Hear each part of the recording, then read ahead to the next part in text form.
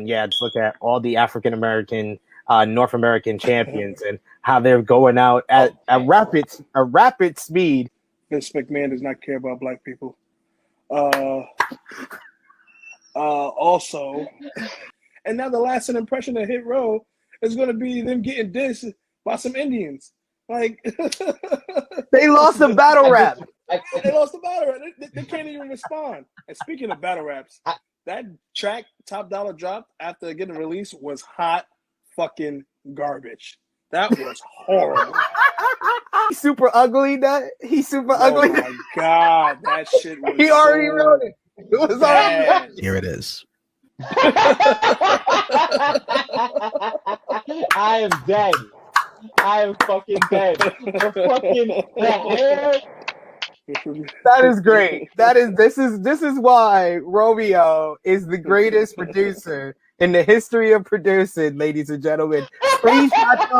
Alan Weinstein says, way off topic, I just joined True Hill Heat Patreon. So much great extra stuff. I encourage everyone to join. Yes, thank you. You must have saw the one night in China episode we did, huh? What? That's coming. That's coming. Don't tease the people. No pun intended. Slam is. Did you just say that's coming? Come on, Sid. They didn't even realize that. Jason Riker, I'm not even gonna say a thing because I want him out of wrestling. He already gave his answer for that. He'll be at KKK rallies coming soon. Sounds good to me. I actually agree with. I don't know his full name. It was ALW. I saw your live chat guy. Alan Weinstein. Yeah. Adam Weinstein, fellow Jew. What up? Wu-Tang Clan. I agree with him. Kingston and Punk. Impact is like that really hot girl in high school who you heard gave everybody on the football team crabs or some shit. Like, and you can't get. So Impact is an STD. Serious, and there's something.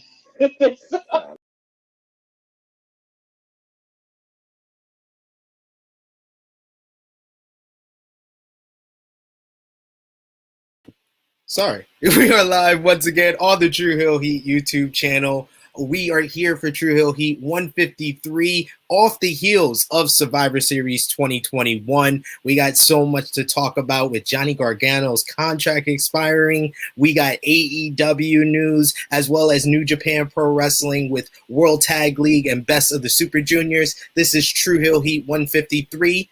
Hit the intro.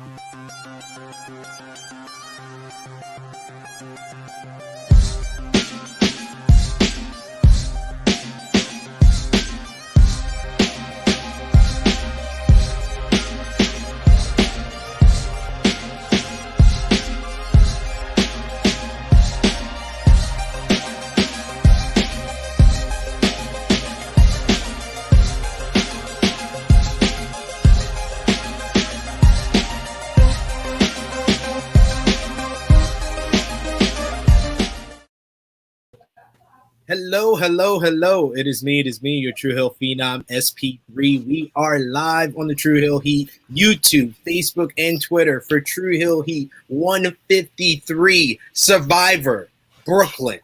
We are here to talk about the latest wrestling news, including fallout from WWE Survivor Series 2021 in Brooklyn. You got Johnny Gargano signs an interesting contract extension, and what will his next move be? Recap of the weekend wrestling with AEW Rampage, SmackDown, AEW Dynamite, Impact Turning Point, Raw, NXT 2.0, and we will be talking about Raw more than usual because that's where the title comes from, because people want to act like they're on a Survivor Island in Brooklyn jumping guardrails. But yes, and we're going to have the host.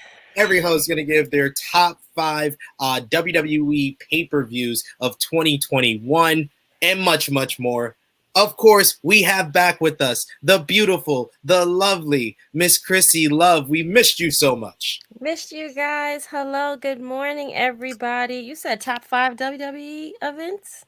Pay-per-view matches. Matches, not, okay, pay-per-views.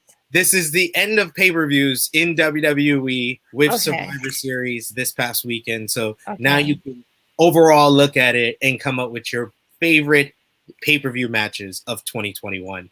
And we have our special guest with us, the star of what I believe is going to be a future Emmy award-winning soap opera.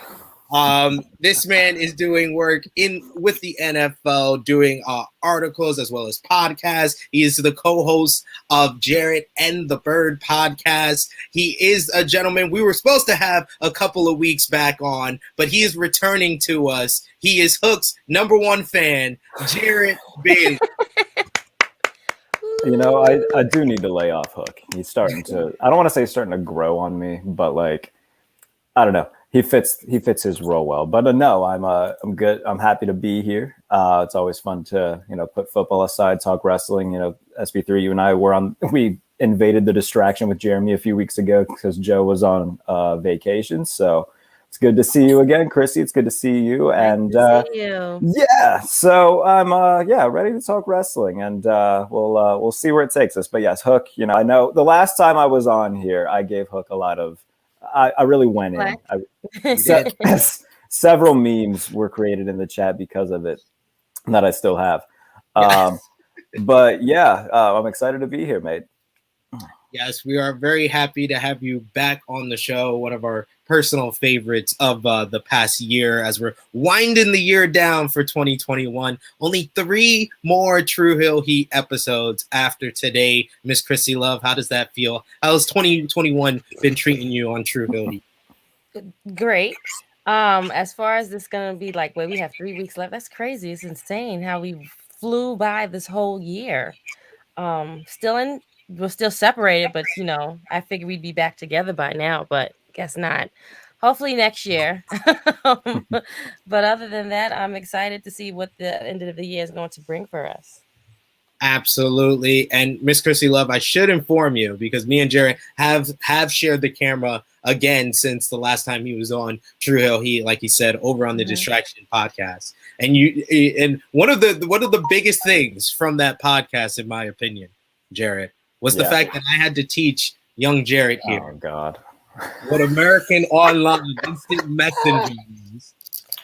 No. Yes. Really? Did not know what American Online Instant Messenger was. Now you make me feel so old. Oh my God. Our producer for the chat and admin for the chat is not here yet, but we're gonna do an in-chat poll to see our audience, if you know what AIM is without me explaining it or not.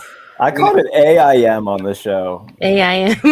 I did. Oh, like I pointed out, it's like spelled acronymically. So I went and So no, I tried to explain. Sid is he's like I think 10 years older than me. You are SB3. Yes. So a little bit before my sense then. A little bit before my time. So yeah, I didn't grow up in the era of AIM. I didn't grow up in, I was born in 98, so that kind of preceded me a little bit. Yeah. Okay. Hey, I was on AIM in 2000, but you would have been 2, so correct. It's okay. It's all right. It's all right. We are old. We are so old. I had Yik Yak and After School. Those were the I don't want to say popular. They were like the fads for about 10 minutes that everybody had. Those were, and I pointed that out on the Distraction just because they were fun to use. But yeah, Twitter, Snapchat, Instagram, that's pretty much my era. As much as I might hate that sometimes, I will say I'm getting left behind with TikTok. I don't do TikToks. Like I watch them because they're funny. I watch them because they're fun, but I can't do one. Yeah, like, absolutely not. I have no idea how to do that, and not gonna put in the effort. I'm not gonna put 3 hours in to make a 15-second video. That's 0% chance that happens.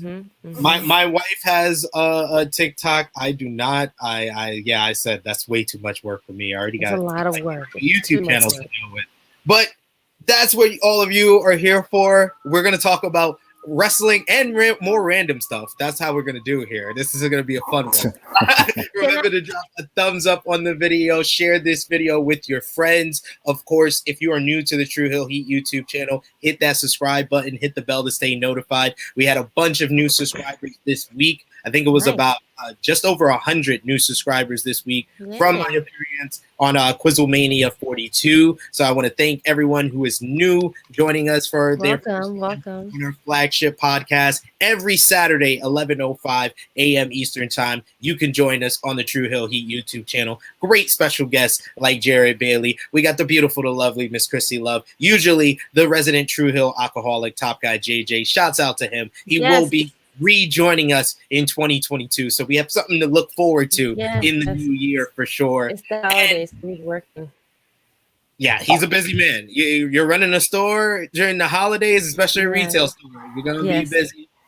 He would be dragging Jarrett for his bad call and bad prediction. Thank God that. I mean, granted, he'll be back soon, but I'm so glad I didn't have to hear from him on, because last time I came on, he just gave me crap about the Titans and whatnot. Now they keep winning, but it is what it is. But no, SP3. I mean, I'm always happy when I see you on Quizzlemania. I didn't know that you were going to be on this week. It popped up in my YouTube. I was like, oh, would you look at that? I know that. That's my friend. Aww. So I turned it on. Yeah. No, you're always good when you're on there. Thank you. Yeah, so it was a good time. You and Sat from Wrestling Daily. Yes. Yeah, we came this close. Sat got by me by like 3 points, and then Sean got by him by like 4 points. So the reign of Tempest is Quizzlemania champion. It's came to oh, spoiler alert, everybody. Sorry, if you didn't watch Quizzlemania yet, there's what happened. We'll put the link to Quizzlemania 42 in the live chat for sure.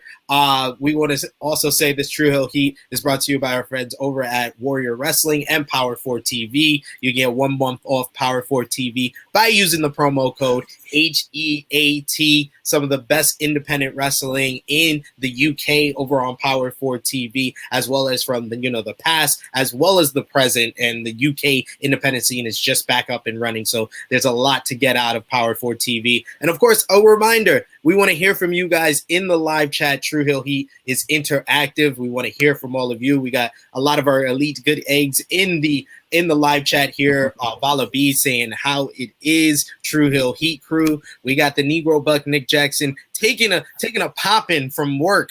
He says gonna watch the show back when I'm off. Hope everyone's having a good weekend. So of course we got to shout out the Negro Buck himself with our True Hill roll call. This is where we shout out everyone who's supporting us on social media, as well as the channel. Our top 3 conversation starters on the True Hill Heat. The True Hills group page over on Facebook are Gino Bismo coming in at number 3. Coming in at number 2 is Dennis Schmidt. Coming in at number 1 is, of course, the Negro Buck, Nick Jackson once again. True Hills, we got to shout out Ted Williams, Austin Hartsfield Brown, You My Boy Blue, NCM. And let's get into what we're going to be talking about. Of course, if you want your comment highlighted, for sure on screen. So any of the hosts, if you got any questions, they can answer it for you. Super chat donations are always encouraged and appreciated. $2 or more, we're going to highlight your comment and make sure we talk about it on screen. And we'll highlight you with any super chat donation, of course. But let's get. Can I just say real quick? I'm glad that you're here to read the names of these people, because if I saw that one pop, I'd be like, nope, can't say that. Not saying it. Not doing That's why it's only SP. Me and Top Guy, we can't do it. Sorry. Yep. I love the honesty. I appreciate you, Jared. Yeah. For the honesty. Yep. If I saw, I'll be like, thank you. Nope, not doing that. Absolutely not. I would just read it and say thank you guys so much. He's like, thank you. Negro Bug with a special hello for the First Lady of True Hill Heat, Chrissy Love. Vala B also saying, welcome back, Chrissy. Thank you, guys. Frantic World saying, what's up, True Hill Heat, Jarrett, and chat. We also got Jeff L with his input saying, yes, AIM was everything. Yes, it was. It was. I feel like I missed out. They really do. You did. It was a this is when internet was just fresh and new to us. Yeah. So part of me wishes that like I could go back and just experience the 90s and dress horribly and wear cut-off denim jorts with leather jackets and I'm just trying to think of how you associate with the 90s. Yeah, just grunge music, eyebrow piercings. I think the when I picture the '90s, I just picture Raven. Just he's like the '90s personified, if that makes sense. Yeah. He is though. He is like one of the best. Yeah. Yeah, he's just very much that grunge guy. It's either like that or like season 1 of Friends when they wore extremely baggy khakis and like those dress shirts that would come down to here for whatever reason. Was that why was that? Was that really like the thing? Like, is that how people dressed in the early '90s? Because if it is, that's awful. The 90s were very, very awful. Very, So, very it was awful. an We had interesting- great music, though. Music was phenomenal. Outfits, trash. Music was much better. Negro Buck saying, "Holy crap! Me and Jarrett were born in the same year. Mind blown." Yeah, I'm a young buck, Nick Jackson. He is. He is. There you go. There you go. You found the person to be your other young buck. Makes me there feel we really go. old. Makes me Turning feel 23 next month, so Jordan year is approaching. There you go. Hey. Shout out to Robert Dorn sharing the live chat with some friends. We appreciate that.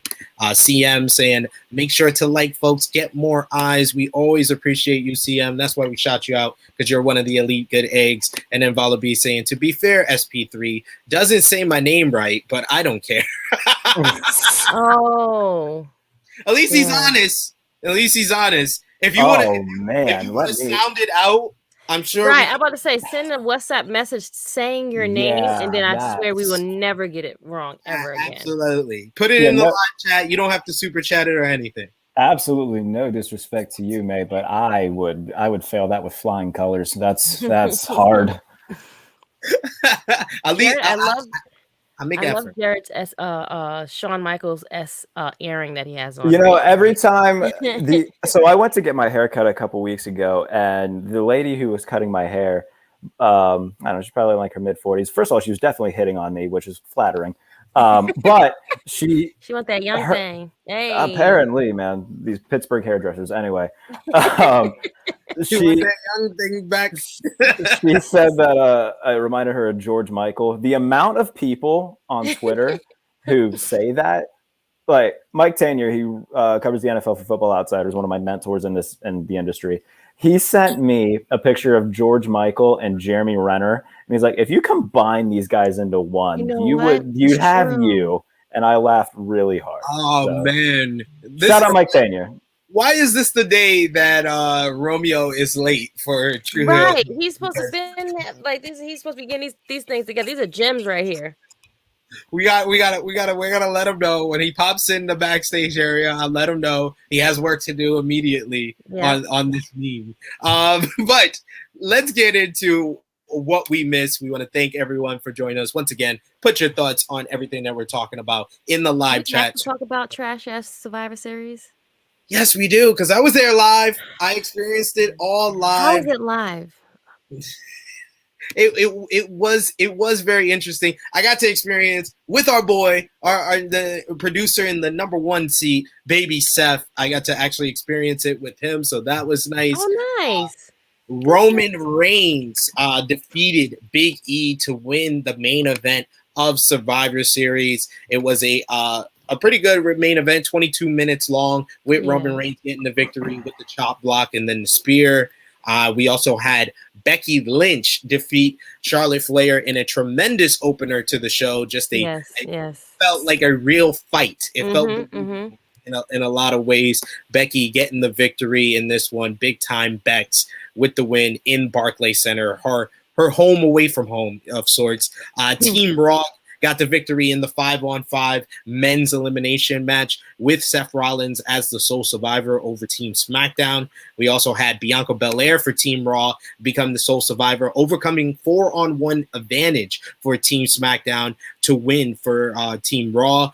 RK Bro defeated the Usos in a fun bout. You also had Omos win the 25-man Battle Royal. And Raw easily won the battle for brand supremacy on the night. Why? But, I'm sorry.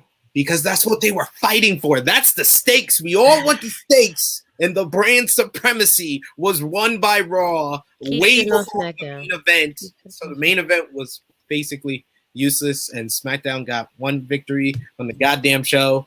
And on the other victory was on the pre-show, and it was by disqualification, Shinsuke Nakamura over Damian Priest.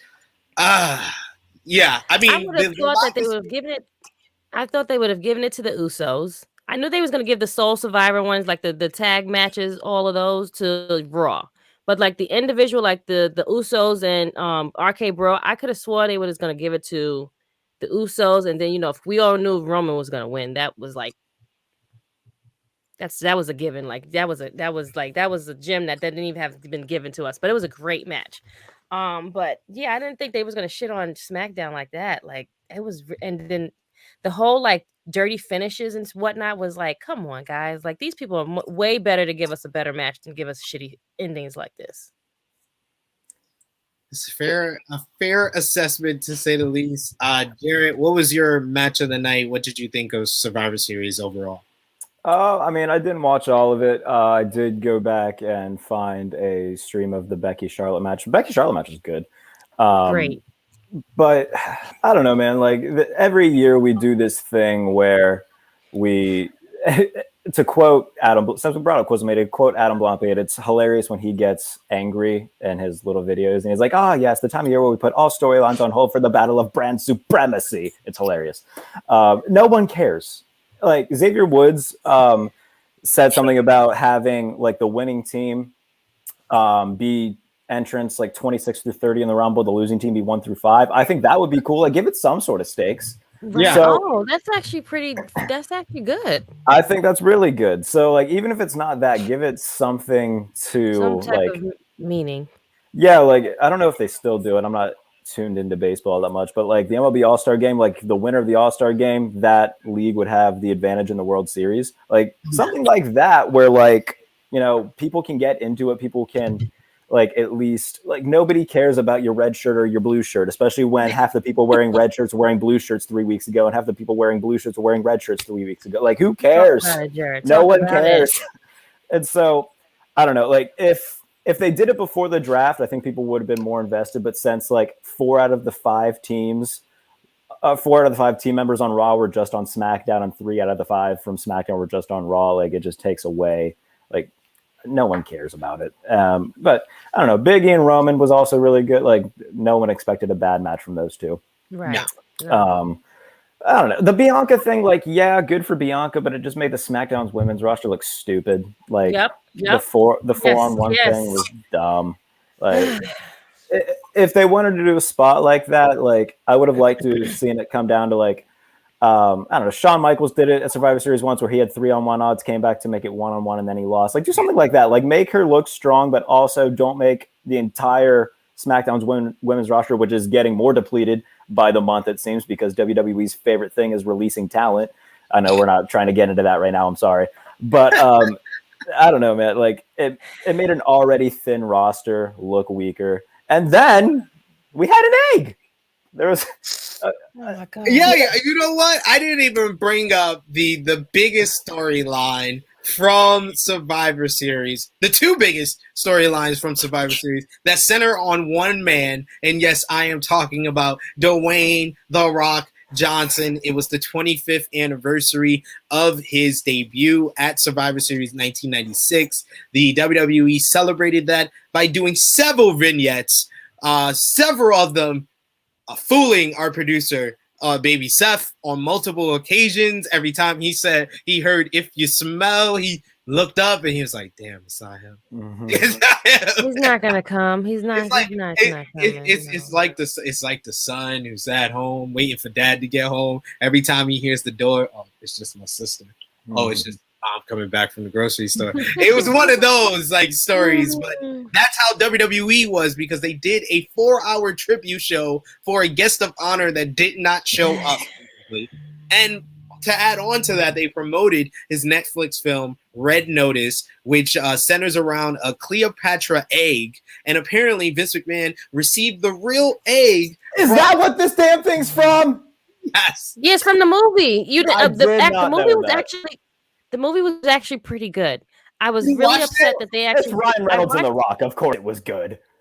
I mean, well, yeah. I mean, even though I feel like they're doing the same roles, just different movies, both of them. Well, each of them just But- play themselves in every movie that they're in. True. That's just what it is now. It's just, they don't have But to it do works. much. But it works, right? And that's why the movie was actually pretty good. So when I seen the egg, I'm like, I know they really not gonna do this. The movie was actually pretty good. Like, why ruin it? And it just, they ruined it. Really, they did. Well, they did the same thing with Batista's movie with zombies, where the Miz physically got eaten and murdered. That was worse. stupid. That was worse. much That was worse. much That was worse. Yes. much worse. That was horrible. And they had the zombies come out, and it was just trash. Son. Oh, But they did a storyline with the egg, and Vince did a segment with Roman Reigns where he talked about the egg, talking about it came from the Rock. little gem, yep. It cost $100 million. That's a real golden egg and stuff. And Roman dropped in a nice line. He was like, $100 million sounds like my next contract.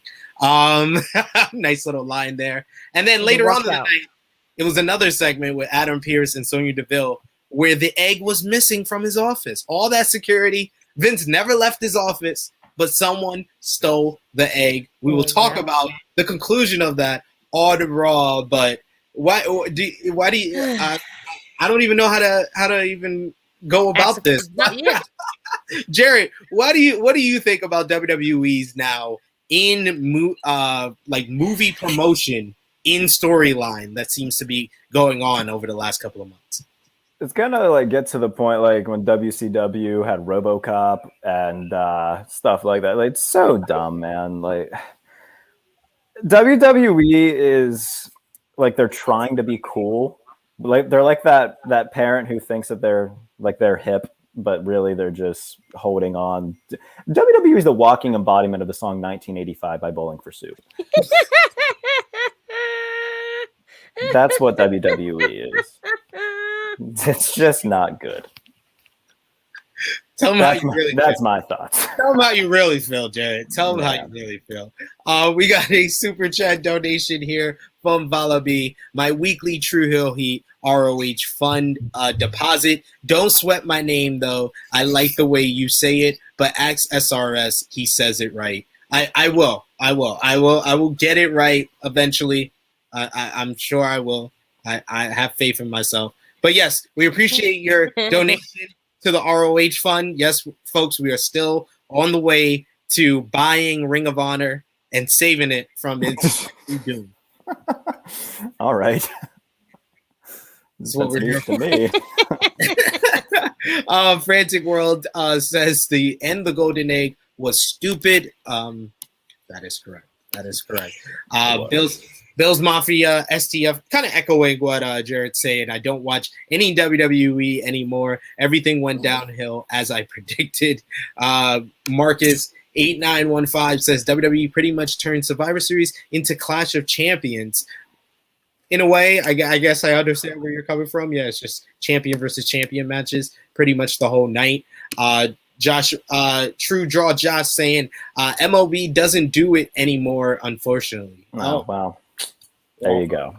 Wow. This is how you can tell Jarrett's paying so much close attention to football and wrestling. That's the thing, man. Like, everybody asks me about, like, hey, do you cover any other sports? I'm like, dude, I watch football and I watch wrestling. I don't I used to be, when I was in middle school, growing up and whatnot, I was really big into basketball, but I'm one of those old men yelling at clouds who just hates what the game has become. It's become so boring and repetitive to me.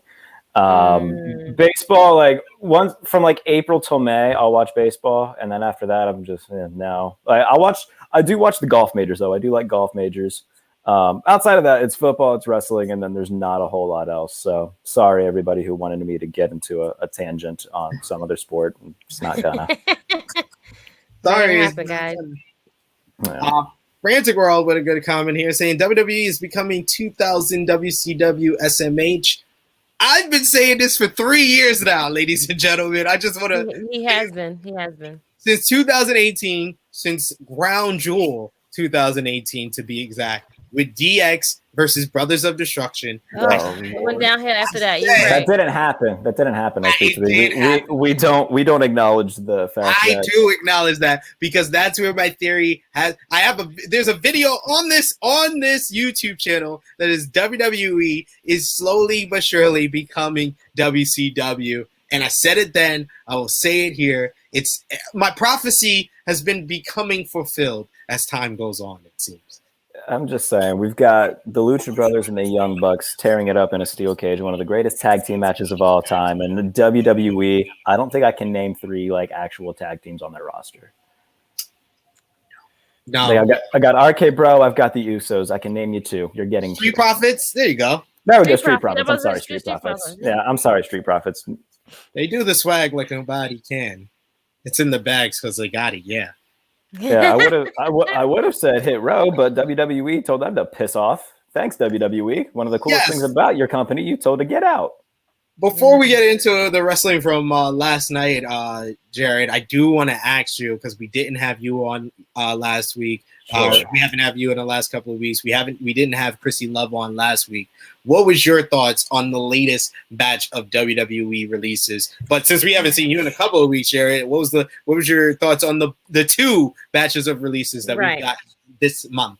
Yeah, I mean, I'm going to repeat a lot of what I said with you and Jeremy, but I saw Oney Lorcan. Immediately, I was mad because him and Birch put on some of the greatest tag team spectacles in NXT. Loved Oney Lorcan.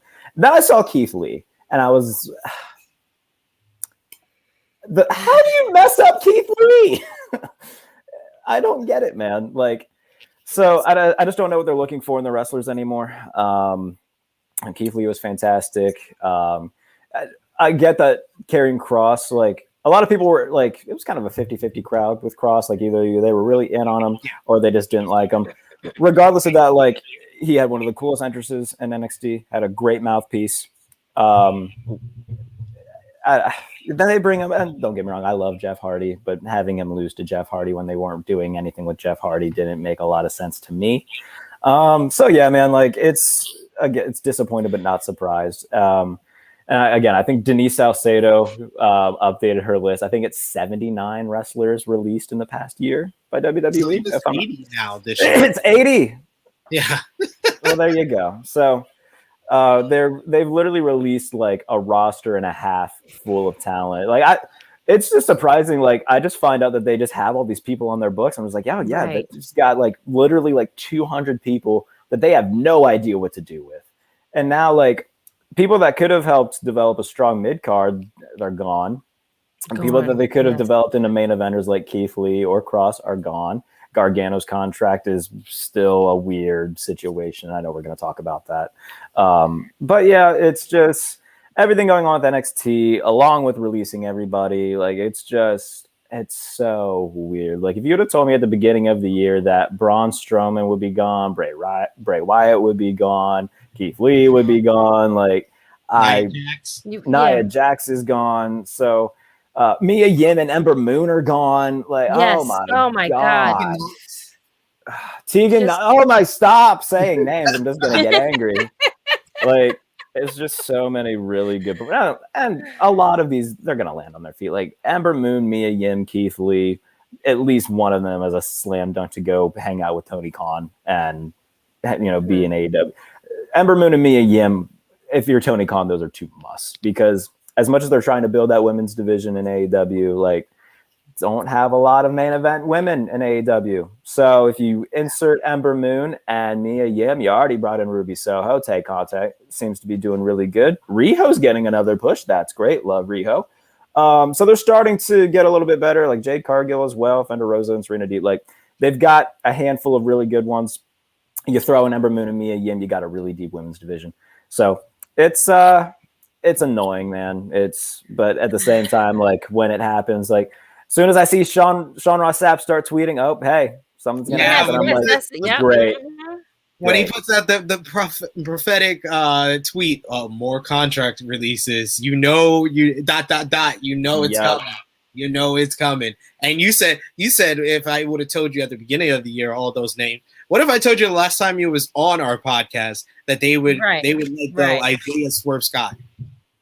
Oh my god! I wonder if he's gonna go to AEW, like, by himself. I know that was talked about on Quizlemania, and that kind of had my gears turning, because, like, I don't remember who said it. It might have been Adam, saying that like they haven't really solidified themselves like being together for that long to be a package deal. So maybe Swerve kind of goes on and does his own thing because I think he's the most talented member out of all of them. Yeah. So yeah, it would be interesting to see what he does, but the dude is fantastic in the ring. He's good on the mic. Wherever he lands, he'll do great. Great, yeah. I mean, all of them will. So I'm not worried about like these big names. It's the ones where, you know, they're gonna have to tour the indies. They're gonna have to figure something out that like, hey, it sucks. And you know, they're doing this when they absolutely don't have to, which is more annoying. So yeah, man, I don't know. And there's gonna be more that leave willingly. Like I would bet a good amount of money Kevin Owens is gonna let that contract expire. It's gonna go to AEW. We're gonna get Kill Kill. It's gonna be great. But if you're a WWE fan, like so many main eventers from the past 2-3 years are gone, and there's gonna be more that leave. So so many guys that could have been main eventers, like Malachi Black, like Adam Cole. They're just going to the opposite right now because they're the hot commodity and they're using their talent better and not just throwing them by the wayside like WWE is doing at the moment. Chrissy Love, you weren't here with us last week. What was your thoughts on the 8 releases that went down? John Morrison, Hit Row, and others. Like you could have saved John Morrison package deal when y'all let his wife go. Like it just didn't make. He was overseas. I totally forgot about John Morrison. Wow, he was overseas. Oh, he had to go overseas for them. So you have to work for me first, and then I can get rid of you. Jesus Lord, just disgusting, just horrible. You let B-Fab go. I'm sure they already knew that they was gonna let the other ones go. They just had to wait. I don't know why, but. You break that was something that was good. Like, why push them up? Why make them go up? They could have stayed in NXT. Like, I didn't think they should have went up in the first place. But hey, what do I know? They were just drafted. They were just like literally like you put all this in, and they appeared 1 week, then she's gone. The following week, they're all like all of them are gone. Then you made Homeboy. He did some of y'all stuff for A&E. Like you used him you used Top Dollar for like your A&E treasure show. They used him, abused him, and threw him by the way. Threw him away. Like he could have been worked on. Yes, he was. I think he had potential, but it like you said, all of the North American champions are all of them are mostly all gone. Ricochet is holding on by a thread. I mean, a thread. It would be a blessing for Ricochet if he got the hell out of there. Like, yes. I could have swore his name was going to be on that last release. I wouldn't have been. Yeah, let him go overseas. Let him tear it up with Will Ospreay some more. Like inject that in my veins. I'm cool with that. If that's what he would end up doing. That's where he got the buzz to get signed. Exactly. So and you're not letting him be who he needs to be, and you're holding these people back that are like you said. These are good mid-card people. You have good main event people. Like let them give them the chances that they need. If you build them up the proper way, give them the right storyline. We can have WWE give good stuff, but they just refuse to. Like you don't want to grow. I am convinced you don't want to grow. You are stuck in this mindset. Like Vince is a shriveled old man, and he really needs to let it go. To quote John Moxley, your creative sucks, change it. Yeah, it's pretty simple. Pretty simple. And, that's what you have to do. Like it's not really hard. Your product is not working right now. I think Chrissy is onto something though when she says that they knew that they were gonna let go of the other one. Oh my God! When they got rid of B-Fab because the Observer newsletter came out with the story that it was really Top Dollar that was rubbing people the wrong way from his time in NXT, and he was doing the same thing on the main roster. Yeah, so what was that about? Like, I didn't hear all of the like in-depth stuff about that. Has that been released yet, or is it just like, hey, yeah, he just wasn't getting along with people? That's what Meltzer reported in the newsletter. So, I'm not gonna say that it's true or not. Of course, take every report with a grain of salt, but it does make sense by the way he was going about on Twitter. He was doing a lot on Twitter for someone who wasn't at the level of like Seth Rollins, who's, you know, had his Twitter's spats, or Becky Lynch, or, you know, mainly the top stars are the ones that get away with that type of stuff. When it's someone like a Jackson Riker who just got let go, we saw what the fallout was from that. He basically was the reason why the Forgotten Sons got let go. And then he got to keep his job for a while, and then eventually he got let go. And I think the same thing says on Top Dollar. Not to the level of Jackson Riker, of course. I just think that maybe he feels he sounds and presents himself as someone that knows that this wrestling thing and his end all be all. He's been an NFL. Right. He has his money already. He's doing it off of the passion of the fandom that he has in professional wrestling. So I feel like he feels himself a little bit too much, and that rubs people the wrong way more than anything. I don't think it's something like, oh, I'm not jobbing to this person or anything like that. I think he's very willing to do that type of thing, but I think it's more of he feels like he is better than this a little bit. Let's just all be happy that we're getting CM Punk MJF. Let's just take a deep breath. Yes. And just remember that there's great things going on right now. Yes, take a deep breath, ladies and gentlemen. We want to, of course, hear your thoughts in the live chat. Thank you, everyone, who's joining us live. Remember to drop a thumbs up on the video. It helps out the video a lot, helps out the channel a lot. And we are about 150 subscribers away from our goal for the end of 2021 of 2,000 subscribers. So tell a friend to tell a friend to tell a friend. Subscribe to the True YouTube channel. Couple of comments we got to highlight here. We got Bill's Mafia saying swerving are no-brainers for TK. 100% agree with you there. Corey Illen with a prophecy saying WWE is losing the battle to AEW. In fan perception, 100%. 100%. That's the thing, though. Like, WWE is such a big brand and they make so much money. Like, it's not like they're going to go anywhere anytime soon, at least. No, they're not. No, it's just that's the sad part. That which, by the way, I don't think anybody's rooting for that either. Like, I don't think we want to see a company go under. I think we just want to see it get better. Right. Exactly. That's the place we're always coming from. We also got Marcus8915 saying, I watched Swerve Scott since he was kill shot in Lucha Underground. He is a superstar. That release bothered me the most. It bothered a lot of people. God, Lucha Underground was so great. It was. It was not on Netflix long enough. I needed. It was not watch all of that. But last night in wrestling, we also missed AEW Rampage. AEW Rampage featured the one and only Eddie Kingston defeating Daniel Garcia in a gritty main event. It felt like a real fight. I was watching it with a casual fan who was just like, "What you got me watching? This feels like something I would see on the corner." Adam Cole and Bobby Fish defeated Orange Cassidy and Wille Yuta in a very strong opener to the very good opener, with Bobby Fish getting the victory and a team Cole versus Orange Cassidy in a feud. And then we also had Rio defeat Dr. Britt Baker DMD to gain a shot at the AEW Women's World Championship. Also, it was announced that Tony Nese will get a shot at the TNT Championship next week on Rampage, as well as the Lucha Brothers versus FTR. Best 2 out of 3 falls next week on Rampage. I inject it. Wait. Inject it all. What was your highlight of Rampage last night, Jarrett? I really enjoyed. I mean, obviously Kingston Garcia was phenomenal. I love Eddie Kingston so much, man. He's maybe the most believable pro wrestler in the world right now. Like you just feel that he means what he says, and when he's in the ring, it's always really good. Best Friends versus Undisputed Elite. That was really good. I enjoyed that. There's a lot of really good spots in it. Bobby Fish looks really good. Wheeler Yuta, he's coming into his own. When is Trent coming back? That's my biggest question. I miss Trent. I want the Best Friends completely reunited.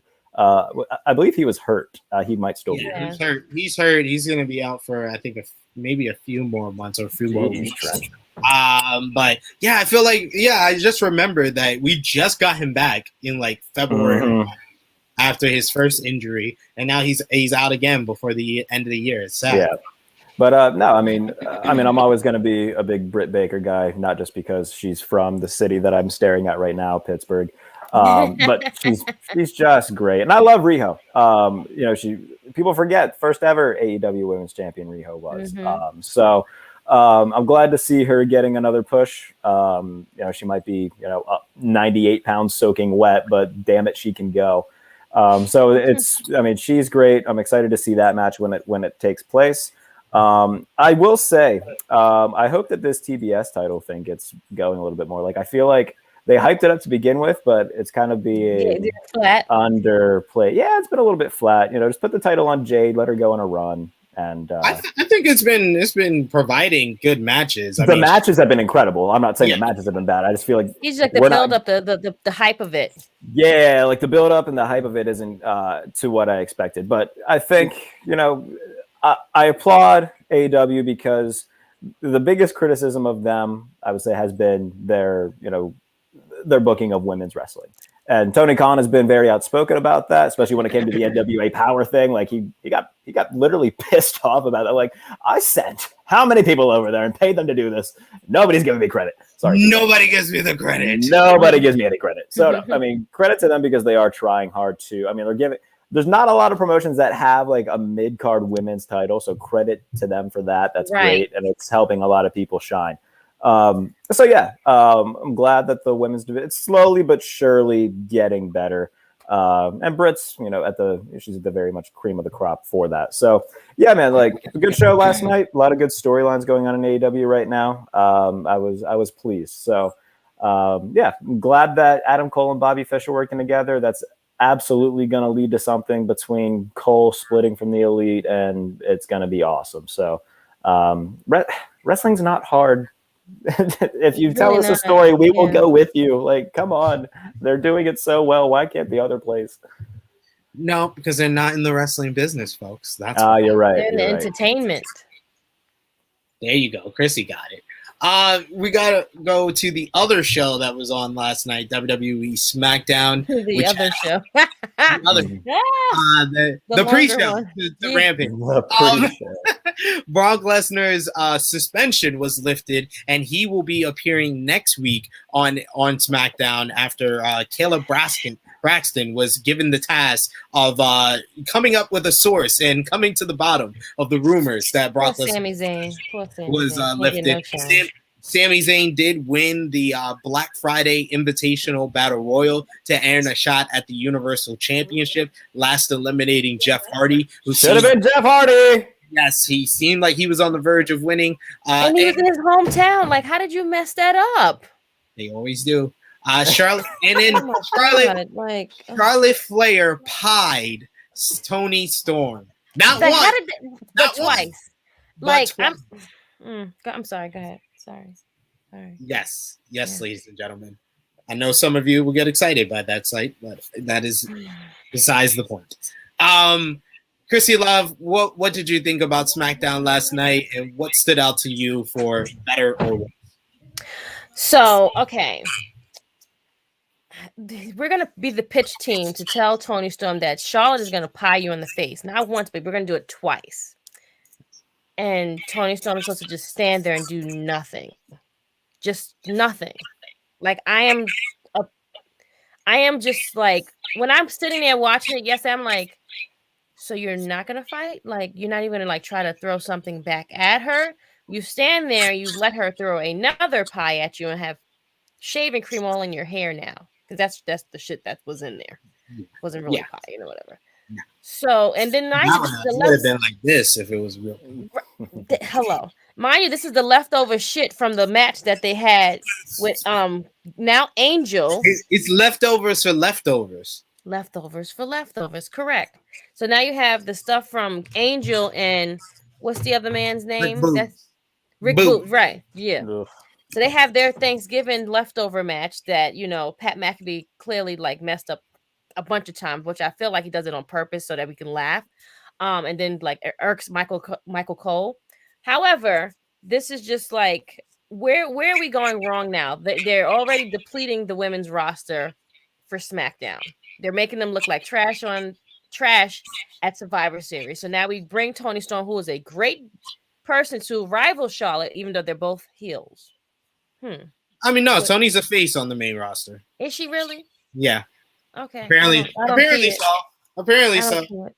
But If you okay, would've- I'll take your word for it, friend. If you would have asked most people, Charlotte Flair was a face like a few months ago too. So That part as well. So yeah, I mean, SmackDown in itself, like the best part was like the ending of the Jeff Hardy supposedly winning, but then Sami Zayn comes in and steals it, like in Sami true fashion, which is great. But then now Kayla comes with the fake person in her ear, which is probably Vince saying Brock is now not suspended. And then now we're gonna have that storyline with Brock and what's the man name? Roman, No, not Roman. What's the Paul man that Heyman, nope, not Paul. The other one that he injured. Adam Pearce. Adam Pearce. There you go. That now they're gonna have some type of thing, but he's like, oh, he's definitely gonna be suspended when he's talking to Kayla. So where are we getting this information from? Why are we doing this? Don't make no sense. Apparently, Adam Pearce is not in the know, ladies and gentlemen. It's all trash to me. It's all trash. We got this question from Clinton saying, "What are your thoughts on Sami Zayn challenge Roman Reigns for the Universal Championship soon? Do you think that's gonna be anything but like a TV match, maybe, Jarrett?" I mean, does he have an opponent for year one or day one, whatever the hell they're calling that New Year's pay-per-view? No, but it is like 4 weeks away, and WWE do a full month build of 2 heels against each other. Yeah, you're right. I mean, people like Sam. I like Sammy. I think Sammy's great. Yeah, I mean, if they do it in like 2 weeks on SmackDown, it won't surprise me. I don't want to be angry at this because I do love Sammy, but no, I don't want to be angry either. It should have been Jeff Hardy. Like he's come out so many times and said that he's got 2 goals left in this company. That's to fight Roman Reigns because he hasn't done it yet, and be Universal Champion. I don't think that second one's happening. Never gonna happen. Sorry. But the Roman Reigns match is literally right there. I can actually confirm what his goals are in wrestling because I got to actually interview Jeff Hardy. Oh yeah, you and Alex did, right? Yes. I did for Sportskeeda Wrestling and got to ask him what he has left to accomplish in professional wrestling. And he told me, he said, first thing he said was a match against Roman Reigns for the Universal Championship. And 2, mainly in WWE, he wants to bring in Willow. He wants to be Willow in WWE. So let him do it. They might as well. I mean, like, how much time are we going to have, like, Jeff Hardy? Like, he hasn't evolved yet. He's still the same character. But I'm loving the face painting. That's and great. Here's the thing, too. Like, there's nobody in wrestling, like, you ask any wrestling fan, like Jeff Hardy's Tom Hanks. Nobody hates Jeff Hardy. Everybody doesn't matter if you're 40 or 13. Like for some reason, everybody of every age group just loves Jeff Hardy. So you're not gonna if you book Roman versus Jeff, nobody's gonna be angry about that. Like we know Roman's gonna win, but if you give us a 15-20 minute match where we know Jeff can still go, because he doesn't do live events right now, I don't think. So his body's fresh for just TV stuff. So just let it happen. Like you got both of them on the same roster right now. It hasn't happened before. It'd be something new in WWE, which we'd never get. Why not do it? So I don't know. It should have been Jeff, but I would like to think that they'll do that eventually. Sammy versus Roman will be good because they're both great, but I wish it was Jeff, especially the fact that it was in bloody North Carolina and they decided not to pull the trigger because they're dumb. Hopefully it is Jeff before long because he did tell me his third goal is to reunite with Matt either here or somewhere else. He said very vaguely, but you know what he meant. There's only one place he's gonna go. Shout outs to Jeff Hardy there, me with him at the God, I love that man. He looks great. He still looks great. He's only 44. He still has some some good 5 left in him, I swear. Good 5. Absolutely for sure. But what else did we miss this week? We had AEW Dynamite, jam-packed episode from Chicago, Illinois, Thanksgiving Eve episode. Another good episode, which was highlighted, of course, by the longest promo in AEW history, 19 minutes of glorious professional wrestling exchanges with MJF and CM Punk finally going head-to-head on the mic MJF calling Punk PG Punk, who should be preaching hustle, loyalty, respect. Yes. And that Punk was always number 2 to the You Can't See Me Man and the King of Kings. While Punk said MJF was a less famous Miz, which was the knockout blow in this contest, folks. And he's been replaced in the 4 pillars by Britt Baker. You also had Andrade El Idolo, Malachi Black, and FTR defeat Pac, Cody Rhodes, and Lucha Bros in a great 8-man main event.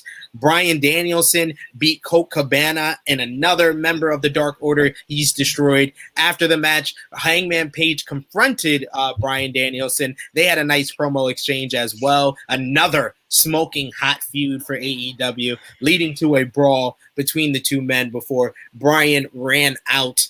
What did you guys think about AEW Dynamite this week? We'll start with you, Miss Christy Love. What was your highlight of the night? And of course, if it wasn't this, what was your thoughts on Punk and MJF? First of all, we have seen Daniel Bryan more than I've seen him in WWE. Period. Just saying. And I'm not complaining about it. I think this is amazing. He's wrestled at least every week, or if not, he's on TV every week. Like if he's not on Dynamite, he's on Rampage. Like he's on one of the two. He's giving great matches as well. So I'm very excited about all of this. He just wrestled on Dark a few weeks ago too. See, yep. Hot girl summer winter, here we come. Like it's here. You leave and then look how you've just come on this pedestal and look how you just blossom into the flower that you're supposed to be, you know? My God, the MJF and Punk battle raps, amazing. It's a battle rap. It's a battle rap. It's a battle rap. Let's just call it what it was. Like, matter of fact, it was like Your Mama. If you don't remember Your Mama on MTV? Great show, guys, by the way. Tony Khan is Will Von der Mama. There you go. And, you know. You are speaking gibberish to me right now, but you guys seem to really enjoy it. Oh, my God. Another thing. Yo Mama was basically a show on MTV, Jarrett, where Fez from That 70s Show used to go to different places and get the best trash talkers to do a Yo Mama contest with a group of people around them, and whoever got whoever got the best response from the crowd would win. What was it? $1,000. I love Wilmer Baltimore. I'm a big That 70s Show guy. I'm not a big MTV guy, so that one. That makes sense. Yep. Yeah. Okay. Well, it was a great show. It was a great time during that era, and they basically gave us that to us in nostalgia, you know. But again, I didn't know that we needed it, but I want it. I can't wait to have it. Like you said, injected into my veins. I want to see all of it. Like these back and forths before the build up for this is going to be amazing. And like you said, it was 19 minutes. I didn't even think it was that long, but it was long. But it was just great because it was going back and forth. And then look, Miz is still getting shine, and he ain't even on TV. He done got cut off of Dance with the Stars. He's not on WWE right now. And they still talking about him.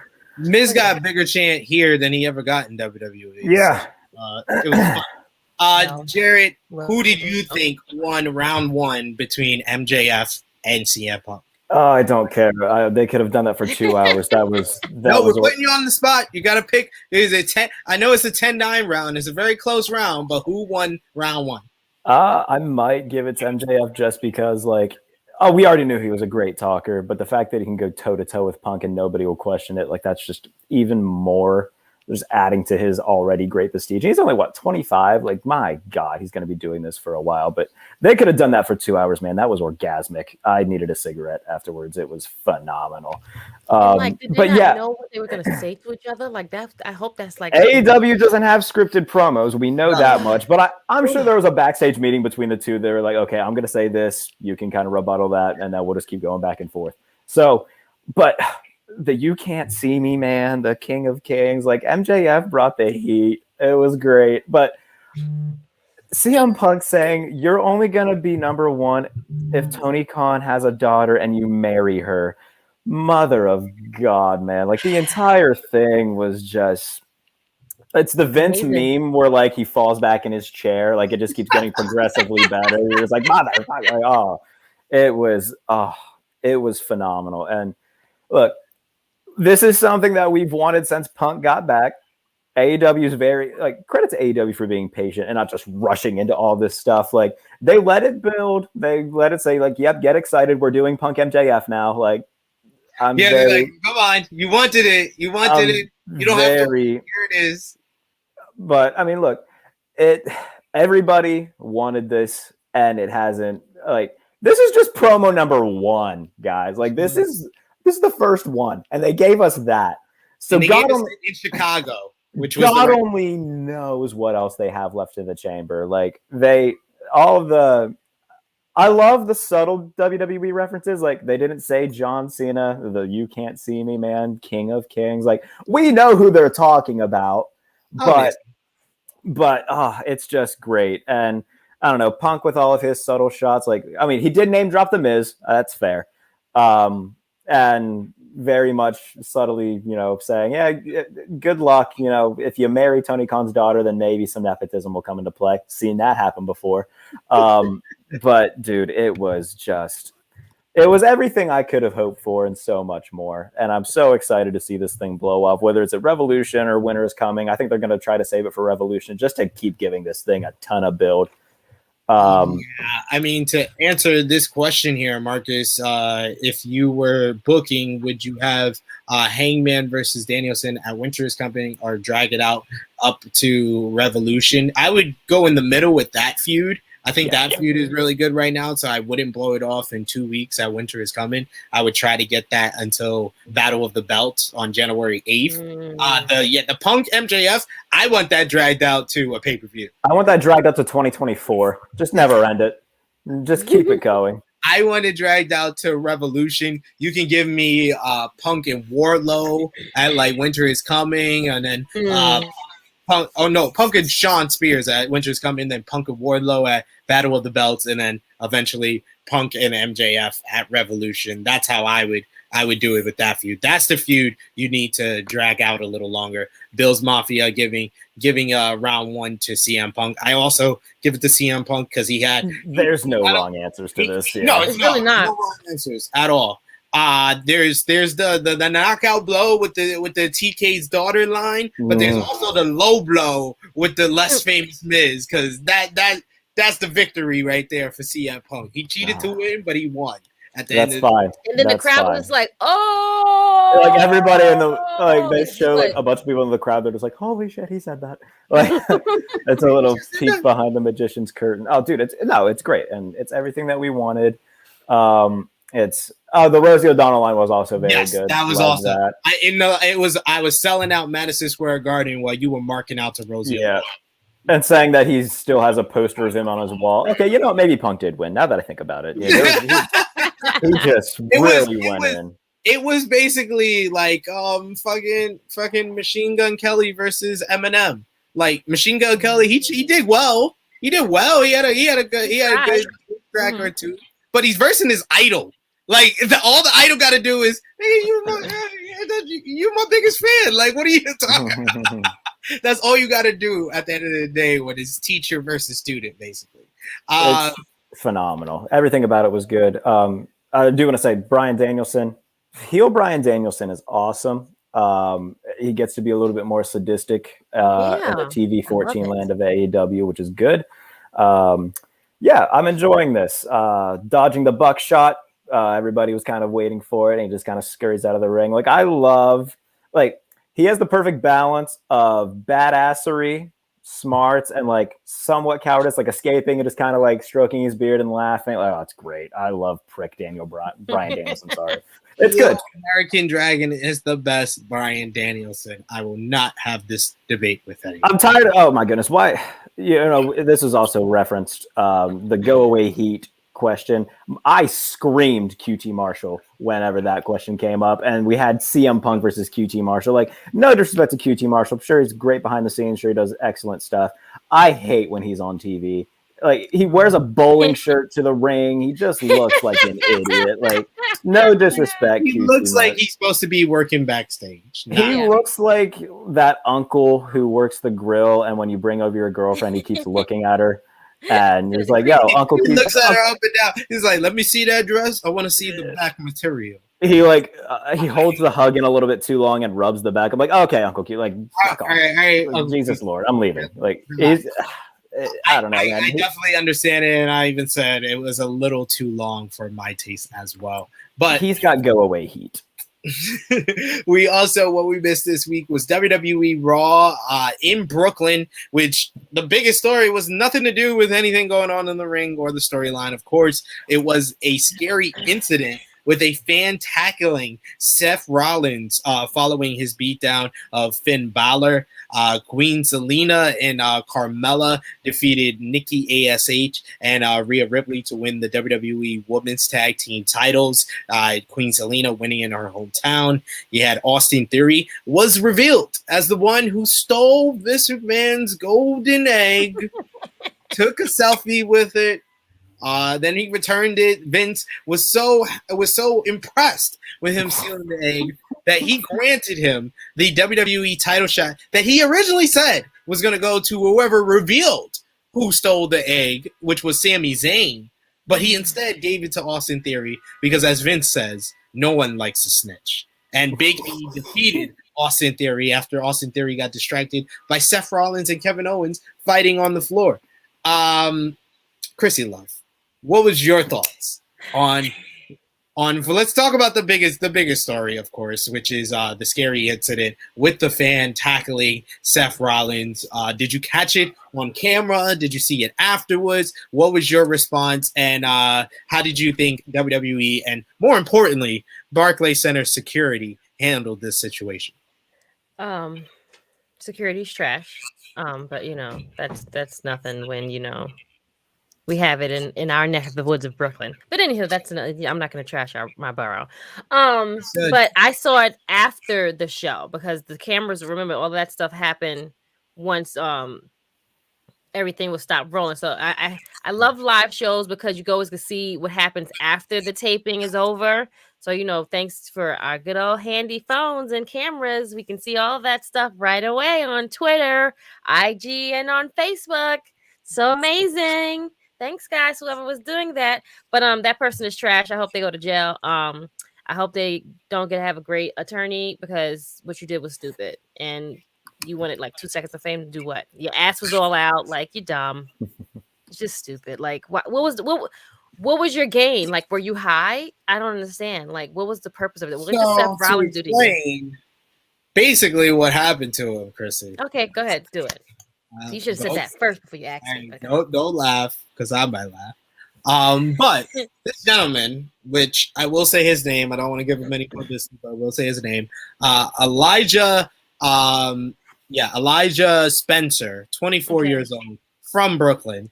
His story is he had an interview during the week after he was released from the NYPD that he was catfished by a Seth Rollins account that convinced him to give him his PIN for his debit card and basically scanned him for a whole bunch of money. So this was a premeditated attack to get vengeance on Seth Rollins for his vicious scamming ways and catfishing. Ladies and gentlemen, I don't want to make light of this situation. So number one, do not jump over the guardrail at any sporting event, at any type of wrestling event. We are there to see the performers perform. Let them perform. Do not go up across the guardrail or anything like that, no matter what the reasoning is, no matter what Goldberg or Vince McMahon tells you. Like Elijah Spencer said, Goldberg and Vince McMahon told him to do this, and he's going to get a contract with WWE, and he did it for the bloodline and for Roman Reigns. He's a little bit too far gone. He doesn't have all the forks in his cutlery set. But number two, if you get catfish, ladies and gentlemen, MTV has contact information for Neve and Cammy. If you are in the United States, Neve and Cammy will help you out They will investigate from. You don't even have to leave home. You can do it on a video call now. You don't even have to leave home. You can just do it on video call. Neve and Cammy will help you find your catfish. If you're in the UK, you got Uber and you got the girl in Uber from Catfish UK. It don't matter where you from, they got a catfish to help you out. So don't do that. Don't go to Barclays Center and tackle Seth Rollins. If you have a backstage account like I do to get hiring for acting roles, Catfish is actually looking for people to participate. So if you think you're getting catfish, by all means, hit them up. There you go. I used to use Central Casting. But I was gonna use all casting, but it was more expensive than backstage, so I got backstage. That's fair. But if you're watching this, talent bookers, hire me to be in your TV show, commercial, movie, whatever you want. I'm a very versatile human. True Hill Heat recommends you, but we got a pitch for an even better show. I said it at the top of the show. The new hot soap opera. It should be, you know, we need like a young actress, like in her early 20s, Chrissy. I don't know if you know of anybody. I don't know if Jarrett knows anybody. Yeah, who would be our love interest in this? Yeah, you gotta have love interest in this. If you can help us in the chat. Help us in the chat. Young actress around my age. The young actress, it could be any race. Just has to be early. Zendaya's too big. Like I feel like she would. She's too big. But we need the eyes. We need to get to Warner Media. Oh, hold on. I have one. I have one. Got to be associated with Warner Media with AEW. I have one. I don't know if she's associated with Warner Media. Andi Matichak from the new Halloween movie. She plays Allison. She rules. Okay. I love Andi Matichak. So she is my pick. Now I think she's 26. She's a little bit older. Definitely could pass for like early 20s though. Okay. So somebody, our producer can get a picture of Andi Matichak. Yeah. Appreciate it. If you don't know how to spell it, Halloween 2018 cast. She should be one of the first ones. There you go. She's my pick at least right now. If somebody drops a better one in the chat, then by all means, like obviously Zendaya would go through my head, but Zendaya, one, going to be expensive. Two, she really going to be around for an entire TV show. She did that once. Shake It Up was great, by the way. I grew up on Shake It Up.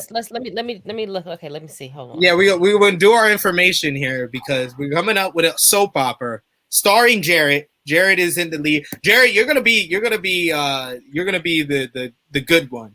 I'm gonna be the Steph Salvatore of the two. Yes, Hook's gonna win in the end. That's Andi Matichak. Yes. Oh my God! Okay. Thank you. Yes, that is Andi Matichak. Okay. We can have her in the lead role. We got Jarrett. In his role, and then his opposition in this love triangle is of course AEW's own Hook. Oh my God! I just got like One Tree Hill vibes. You know. Here's the thing. I'm absolutely like brothers who are fighting over the girl, like Vampire Diaries and stuff. Exactly. Yeah. Like it's gonna start out like I'm gonna be the one with her, but there's definitely some tension between Hook and Andi Matichak. Yes. And eventually, like, there's going to be some sort of falling out between myself and Andi Matichak. Hook's going to be there. He's going to like find some goodness in his soul. I'm still going to love my brother. Don't get me wrong. But it's going to be hard. I'm going to have to go away for a little bit. I'm going to come back. I'm going to help save them. God damn it, Hook. You are one attractive human being. It pisses me off. Like, I can't compete with that jawline. Like, when I don't have facial hair, which, by the way, I am shaving today, but, like, when I don't have a beard, my jawline looks a lot better. But, man, I can't, like, it would be hard for me to compete with that. Like, don't get me wrong. I'm going to have, like, there's going to be somebody else who I eventually get with. We need a second girl then. That's the thing. I'm looking for one right now for you guys too. She's got to have friends because eventually I'm going to date one of the friends. We got Zendaya. as a option there. We need a name. Frantic World saying it. This is sounding like the OC. It's kind of like it. Kind of like the OC. Elements from the OC. One Trio, Vampire Diaries. We're just putting it to one big CW cocktail and making it our own. Yes, we're pitching this to Warner Media because Hook already got the in. He could already get us. What's the name? Madison Pettis. Madison Pettis. Yeah, she would be good. I like Madison Pettis. She's hot. We need Madison. We need a picture of Madison. She could be the good friend, or she could be the lead girl too. We can switch roles. That's fine. Yeah. So I think she's much. So if So either Madison Pettis or Annie Matichek would be the lead that I start off with, and then whoever isn't is the one that I end up with, while Hook ends up with the lead eventually. And then what's the conflict in this TV show? We haven't really established that yet. Like, there's got to be something that we're fighting. Oh, y'all are young wrestlers. Y'all are young wrestlers. Okay. No, this is almost. I would like her. Friend. Yeah, no. If Jarrett's gonna be, the good guy who's starting off, because Haley Matichek, she seems like the good girl.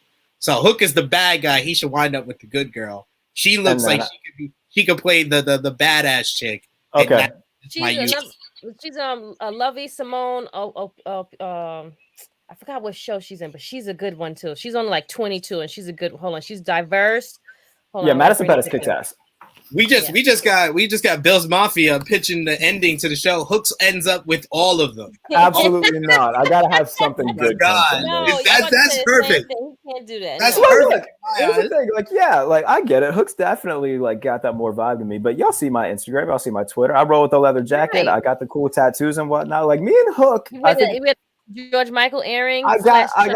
Here, I'll bring it close so everybody can see. Like, I've got the crucifix. I got the fake glasses. These aren't real, by the way. Like, I've got. Hook and I. You know what? I'm realizing Hook and I might be more similar than we originally thought. There you go. So yeah, like the end of season 1, y'all wind up as like tag team champions. That's what something like that. Yeah, my dog just growled at the door. Started off as rivals in wrestling, like just starting up 2 young lions always wrestling each other, and y'all had like conflict backstage because y'all was going after the same chick. I feel like this is just the plot of Heels. Right. No, that's what I'm saying. No, it's not no. There's no love triangle. Those are brothers. Okay. Y'all are not brothers. We went away from that. I don't know, SP3. Honestly, I'm feeling some sort of like I'm gonna stray away from wrestling here. I'm gonna pitch something else, but like, it doesn't have to be mystical per se. Like, it doesn't have to be fantasy where we're vampires or we're werewolves or we're chasing something. Right. It can be like a real thing. But what could be? So let's say it's not wrestling. What could be a different overarching conflict, overarching plot of this? Because we've got to have backup plans. If Warner rejects one of them, we've got to have another. Got to have another one to go with. Hook needs a strong black woman. You know what? Hook and Madison Pettis would make gorgeous babies. They would. They would. Like he's trying to change us in a different direction. But we gave y'all the main casting for our soap opera. We want to hear from you guys in the live shows we've done. That's 2 shows so far we've done. SP. Yes. From the same producers of Married to Wrestling, the critically acclaimed reality show about wrestling wives. We are now going to be and our 2 head wives. Do you want to know who our 2 head wives are? Yeah, you want to know, Jared? It's going to be Randy Orton's wife. She's gorgeous. And we're going to have Matt Hardy's wife. Reby Hardy. Reby Hardy, yeah. Those are the 2 main girls. They're the ones they're the head girls that get all the other girls in line. Because they're going to bring some type of like friction. We got to have some type of like arguments or like whatever. Right. For it to be a housewife show. Now, we have not picked the other women yet. We need about 4 more. Who would you put in? Who would I put in? So it has to be like wives of wrestlers. Is this what I'm getting? Yes. Either wives or girlfriends. Is this kind of like the that VH1 show? Like, what the hell? Basketball Wives. Basketball Wives. Yeah. There's a wrestling version of wrestling. That's why we didn't go with Wrestling Wives, because we thought that was too similar. Okay. But the name of our show is Married to Wrestling. Yep. I love. Okay, that's creative. I'll say that. All right. So we got Randy Orton's wife. We got Matt Hardy's wife. Brian Cage's wife, just because she's always stirring the pot, causing problems and everything too. Show me her face. Who is she? Let me. Okay, hold on. I got Melissa Santos, producer. Yes, Melissa Santos. And then we get because then we got to have AEW and WWE mix. Yes. I like it. Melissa Santos in there. You have to have the 2 friction there because they're all friends. Everyone knows each other. It's a community. Everybody knows someone through passing from a party. you know somebody that knows somebody, and everyone got kids. So that's also how everyone is intertwined with each other. See, We got birthday another parties. plot You got to see each twist. other at birthday parties. Hello. We got another plot twist. There's Melissa Santos, by the way, Miss Chrissy Love. Okay, she looks like she probably gives some trouble. Okay, cool. We're Yeah. going somewhere. We got 3 so far. Cool. Bill's Mafia SCF says plot twist. Jarrett also falls in love with Hook because Hook ends up with all of them. You know what? Wouldn't that be something? We gotta finish up what we miss you. We went on a tangent there. We appreciate everyone who's still with us. Remember to drop a thumbs up on the video. Helps us out a lot. And yes. Fourth choice, real quick. Lana. I think Lana would be okay in this. Ooh. Lana would be good. No. Lana is entertaining. Lana should be on TV. Lana should have been on. Yes. We've been saying this for a long Then we get time. the Total Diva audience as well. Yes. There we go. Now think about it. WWE NXT got 2.0. They did well to move up in the ratings. They had Carmelo Hayes defeat Johnny Gargano and Pete Dunne in a triple threat to retain the North American title. They also had, after the match, a big brawl breakout with the new school of Hayes, Tony D'Angelo, Grayson Waller, and Braun Breaker will now face the old school of Gargano, Dunne, LA Knight, and NXT champion Tommaso Ciampa. Yes, DIY is reuniting, and yes, it will be in War Games, and that's a week from this Sunday, so we will be previewing that next week on True Hill Heat. And Kaylee Ray became the 4th and final member of Team Shirai at War Games when they will be versing Team Toxic Attraction, who will be with Dakota Kai in that War Games matchup. Impact Pro Wrestling had a turning point this past week with Moose defeating Eddie Edwards in Full Metal Mayhem to retain the Impact World title. They also had a big debut with Jonah, a.k.a. the former Bronson Reed, made his Impact debut, assaulting Josh Alexander and making him bleed eternally with a big splash off the top ropes. James beat Mercedes Martinez to retain the Impact Knockouts title as well. Jarrett, what did you think about Jonah coming to Impact Wrestling?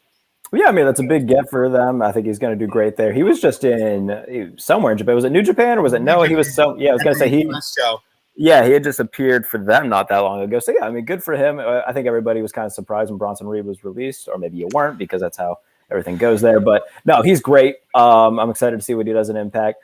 Moose is great, too. The fact that, he had one of the best promos of the year earlier this year, too, a few weeks ago. So I love Moose. I love everything they're doing with him. Didn't love the fact that they just kind of jobbed out Josh Alexander, I believe, to him after he won, but is what it is. But no, everything that Impact's doing right now, like, people don't realize how good it is because they hide it on Access TV, and I feel like not a lot of people tend to realize that that's where it is. But if you watch Impact, they need another bigger network for them. Yeah, I mean, they used to be on Spike, and I think that helped the ratings a lot, but obviously that went away. So everything that they do, man, like their storytelling's been really good. Their matches are usually very well told and well put together. So, like, everything that Impact's doing right now, like, I would argue is better than Raw. I like watching Impact. I agree. So maybe Vice should pick them up.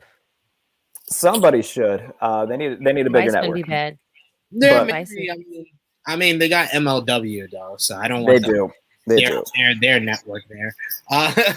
Well, Chrissy, what did you think about with the War Games announcement that they're doing a new school versus old school, basically redoing the old WCW 2000 storyline of New Blood versus the Millionaires? War Games. I love what. Yeah, I love when Regal does that. Yeah, it's great. But I'm excited to see it. I guess you have to showcase the new talent that they have at NXT. So you've gotten rid of all the other guys. So what else can you do? To be honest, like, I mean, I don't know if this was their idea to say, hey, let's look at who we have and let's do an old school, new school type thing. There's not much to do because you don't have much old guys there that's left. Like, that's from the original bunch. But I'm excited to see it. I mean, I hope that it's a good War Games. Like, I usually enjoy War Games, so I'm hoping that it'll be great. I mean, they usually don't disappoint when it comes to most of their pay-per-views for NXT. So, fingers crossed, because right now we don't know what's happening with the whole company in itself. It's like Russian roulette. I don't know. All topsy-turvy when it comes to NXT 2.0 at the moment. Correct. Which Yeah. brings us into our news rundown. Keep on putting your thoughts in the live chat. Of course, super chat donations are also appreciated. And remember to drop a thumbs up on the video as well and share it with your friends. But yes, the top WWE news, of course, is about NXT's own Johnny Gargano, who found himself in the headlines this week. It was reported that Gargano's WWE contract was set to expire in December, so his placement in the War Games match confused some. Fightful Select then reported that Gargano signed a 1-week extension to have his deal expire on December 10th instead of the 3rd, so he could take part in his first War Games match since being a part of NXT. There are still ongoing talks between Gargano and WWE, as he hasn't agreed to anything else yet.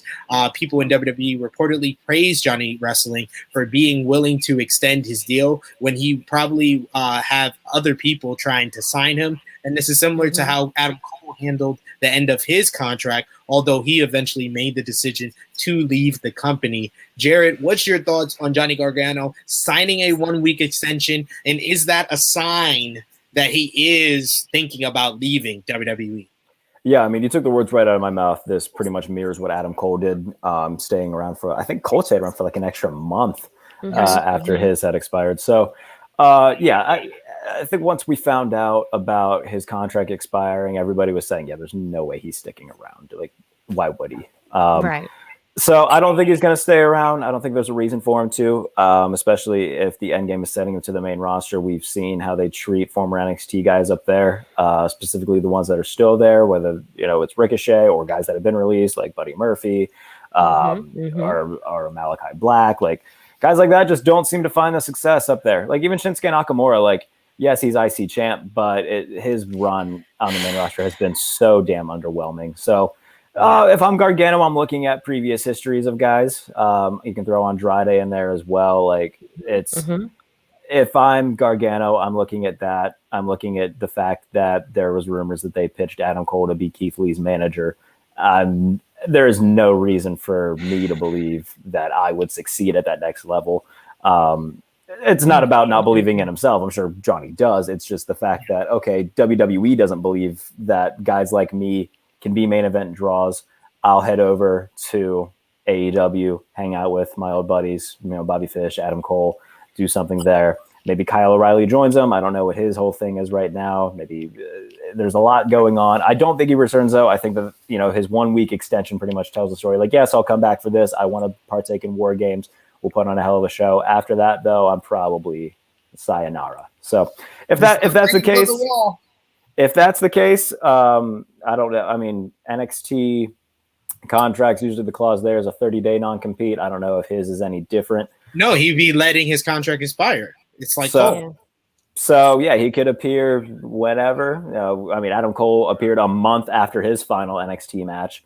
So yeah, if that's something that if AEW does pull off getting him, that's something we could see.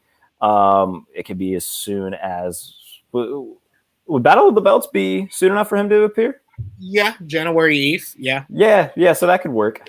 So yeah, if they wanted to debut him there, if they wanted to do it at Revolution, whatever it would be, I think that regardless, he's heading to AEW. And again, as great as that is, it's one thing that does start to worry me a little bit is the fact that AEW keeps bringing all of these guys. Eventually, like they're not going to bury their own guys, but it's another seat at the table that gets filled.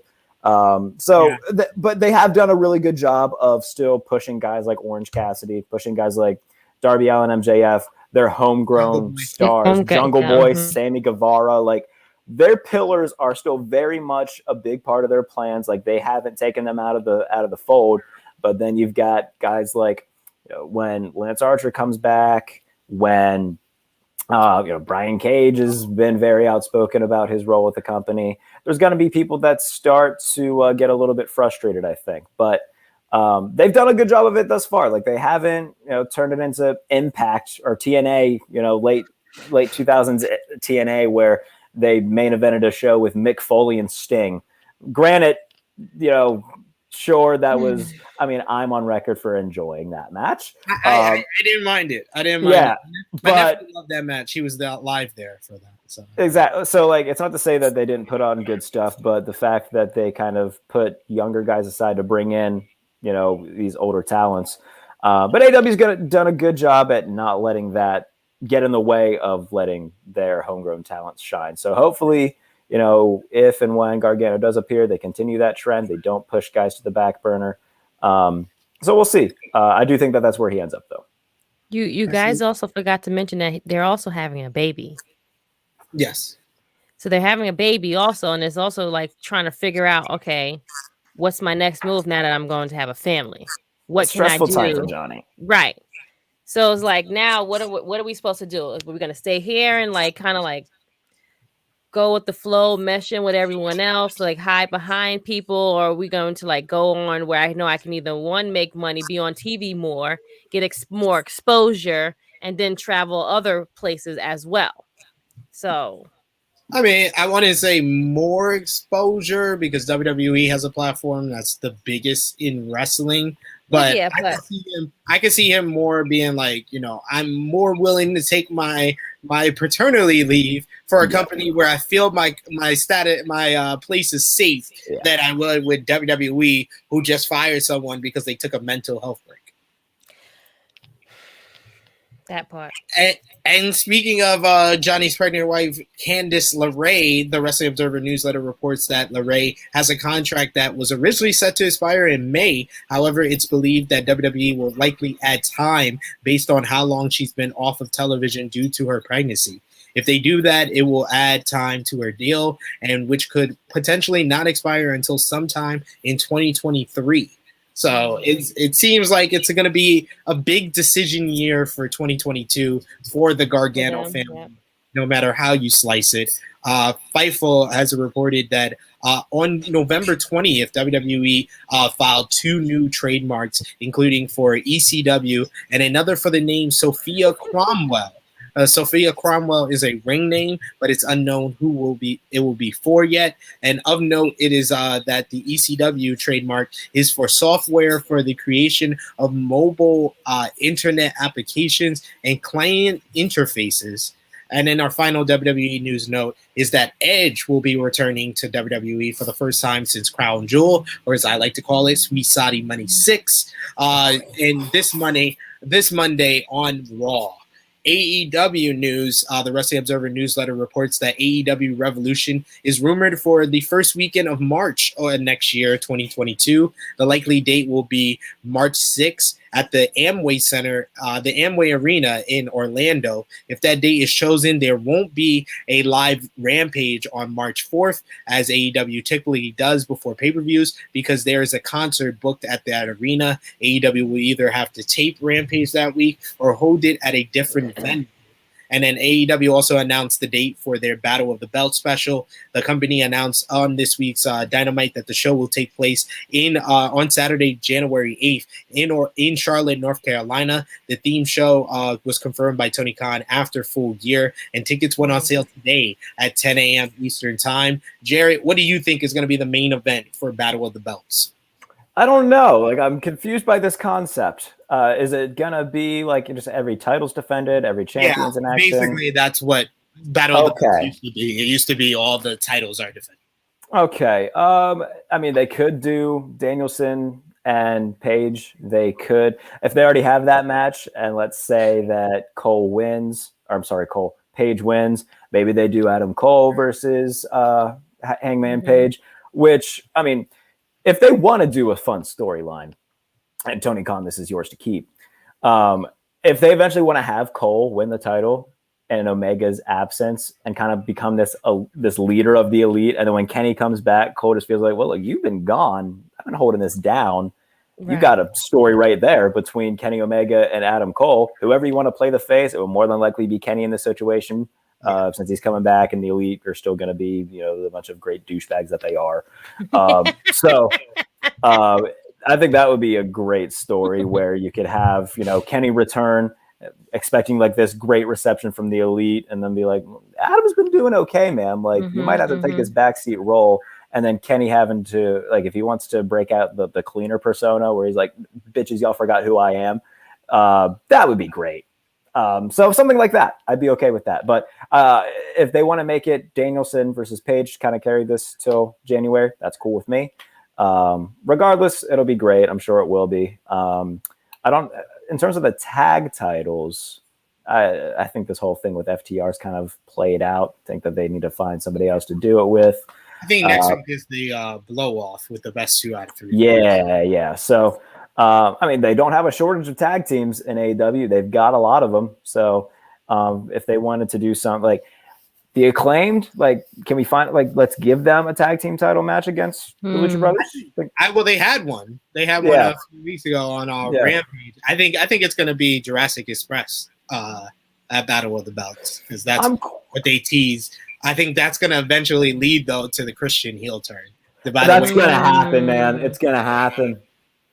Eventually. I see it all coming. But speaking of the Elite, the Wrestling Observer newsletter reports that Matt and Nick Jackson, better known as the Young Bucks, have signed a new deal with AEW. This will keep them in the company through at least 2026. The two are currently not medically cleared after their Falls Count Anywhere match at Full Gear. During the latest Being the Elite, Nick noted that the bone bruise in his heel got worse from the match, and Matt was selling a neck injury to sell the concerto that Jungle Boy gave him at Full Gear. Fightful Select reports that at the time of All Out 2021, Riho was said to be disappointed and emotional backstage when she was announced as eliminated from the Casino Battle Royale, even though she never was. There wasn't any heat or on anyone for the spot, however, and it was solved. Once again, AEW acknowledging a mistake that they made and then coming up with a match or solution for it. And I think they came up with a perfect solution by having her beat Britt Baker, getting a future shot at the AEW Women's World Championship. And it makes sense because most of the other women are involved in the TBS title tournament at the time as well. Isn't it nice to have a company who acknowledges mistakes and takes care of their competitors? It's beautiful. It's beautiful, ladies and gentlemen. It's beautiful to watch. And speaking of that, during this week's episode of AEW Dynamite, Jim Ross ended the broadcast by telling the fans he would see them soon. Ross starts radiation treatment for his skin cancer on Monday. Dave Meltzer speculated on the Wrestling Observer newsletter that Ross may have signed off the way he did because he's not sure when he'll be back to call Dynamite. The reason for this is that he's starting Monday, and Ross will have 22 straight days of radiation. Ross may be forced to miss a few weeks of the program due to his treatment, and it was noted that Ross will go if he feels that he can. And JR later announced via Twitter that he plans to return for the December 29th Dynamite. So our thoughts and prayers to JR. Best wishes on his radiation. Hope it goes JR. And overcomes his skin cancer. The voice of our childhood in a lot of ways. Good old JR, for sure. A couple of highlights before we continue on with our news rundown. We got Monique Payton saying, Hook really has game like that? I keep forgetting he is on Team Taz on AEW. How dare you? How dare you, Monique? I hate Team Taz so much. But how dare you forget? I hate Team Taz. I hate it so much. So bad. Horrible. Alan Weinstein saying, glad to see Bronson on TV, talking about Jonah's debut in Impact Wrestling, and echoing what Jarrett said, Impact is much better than WWE right now. We also got Frantic World saying NXT New Blood Rising. Seems about right. We got Alan Weinstein saying Johnny Dark to AEW. We got DJ Eric with us saying sup King SP3 Queen Chrissy. Bill's Mafia saying that's just nuts. They can add time for pregnancy, talking about Candace LeRae. I get injuries to an extent, but for pregnancy, come on, man. Gotta agree there. Marcus 8915 saying give me DIY versus DIY versus Lucha Bros. I would love that. What about you guys? Give it to me. I would be all right with. I mean, that would require Ciampa being there, but yes, that would be great. Right. Unfortunately, we were missing one key element there. And we also got Marcus 8915 saying Rio versus Britt Baker at Battle of the Belts, maybe. Frantic World with a question. Do you guys think that the new WWE 2K game will be good next year? What do you think, Jarrett? I mean, I've heard good things about it. Apparently, they're putting in some sort of GM mode, which is good. I can't wait to play with the 14 wrestlers remaining on the roster. It's going to be awesome. Yep. I'm more looking forward to the AEW game whenever it does come out. It's just call me an AEW mark if you will. I guess I kind of am, but I'm looking forward to that. If you will. And then Bills Mafia with a get well soon. JR definitely agreed there. Impact Wrestling Absolutely. News. Scott D'Amore announced that there will be the first ever female Ultimate X match at Hard to Kill to determine the number one contender for the Knockouts title. Impact making history and elevating their women's division once again there. So happy to hear that. New Japan. So good. Oh, absolutely. I can't. I'm. Who do you guys? One person from Impact you want to see in that match? The Ultimate X Oof. from the women's division. I would go with Jordan Grace. I don't know how she would do climbing the everything, but I just feel like she would do well in that match, and I know she's excited for the announcement. Credit to Impact, though. I mean, they don't get enough credit for revolutionizing women's wrestling, but from mid 2000s on, like they have been very heavy with the Knockouts division, everything that they've done. Like just this past few weeks ago, doing the all women show, like it was absolutely phenomenal. So good for them. I want a surprise cameo from Gail Kim. That would make me happy. Ooh, that would be dope. That would be dope. I wouldn't mind that. She's one of the originators, right? From over there. She's the pioneer of the Knockouts division, really. Little 10-year-old me was obsessed with Velvet Sky. Love Velvet Sky. 10-year-old Jerry. If only we knew him.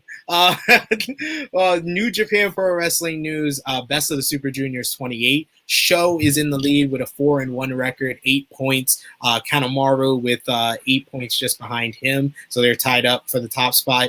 Hiromu Takahashi 3-1-1 after a time limit draw with an El Desperado.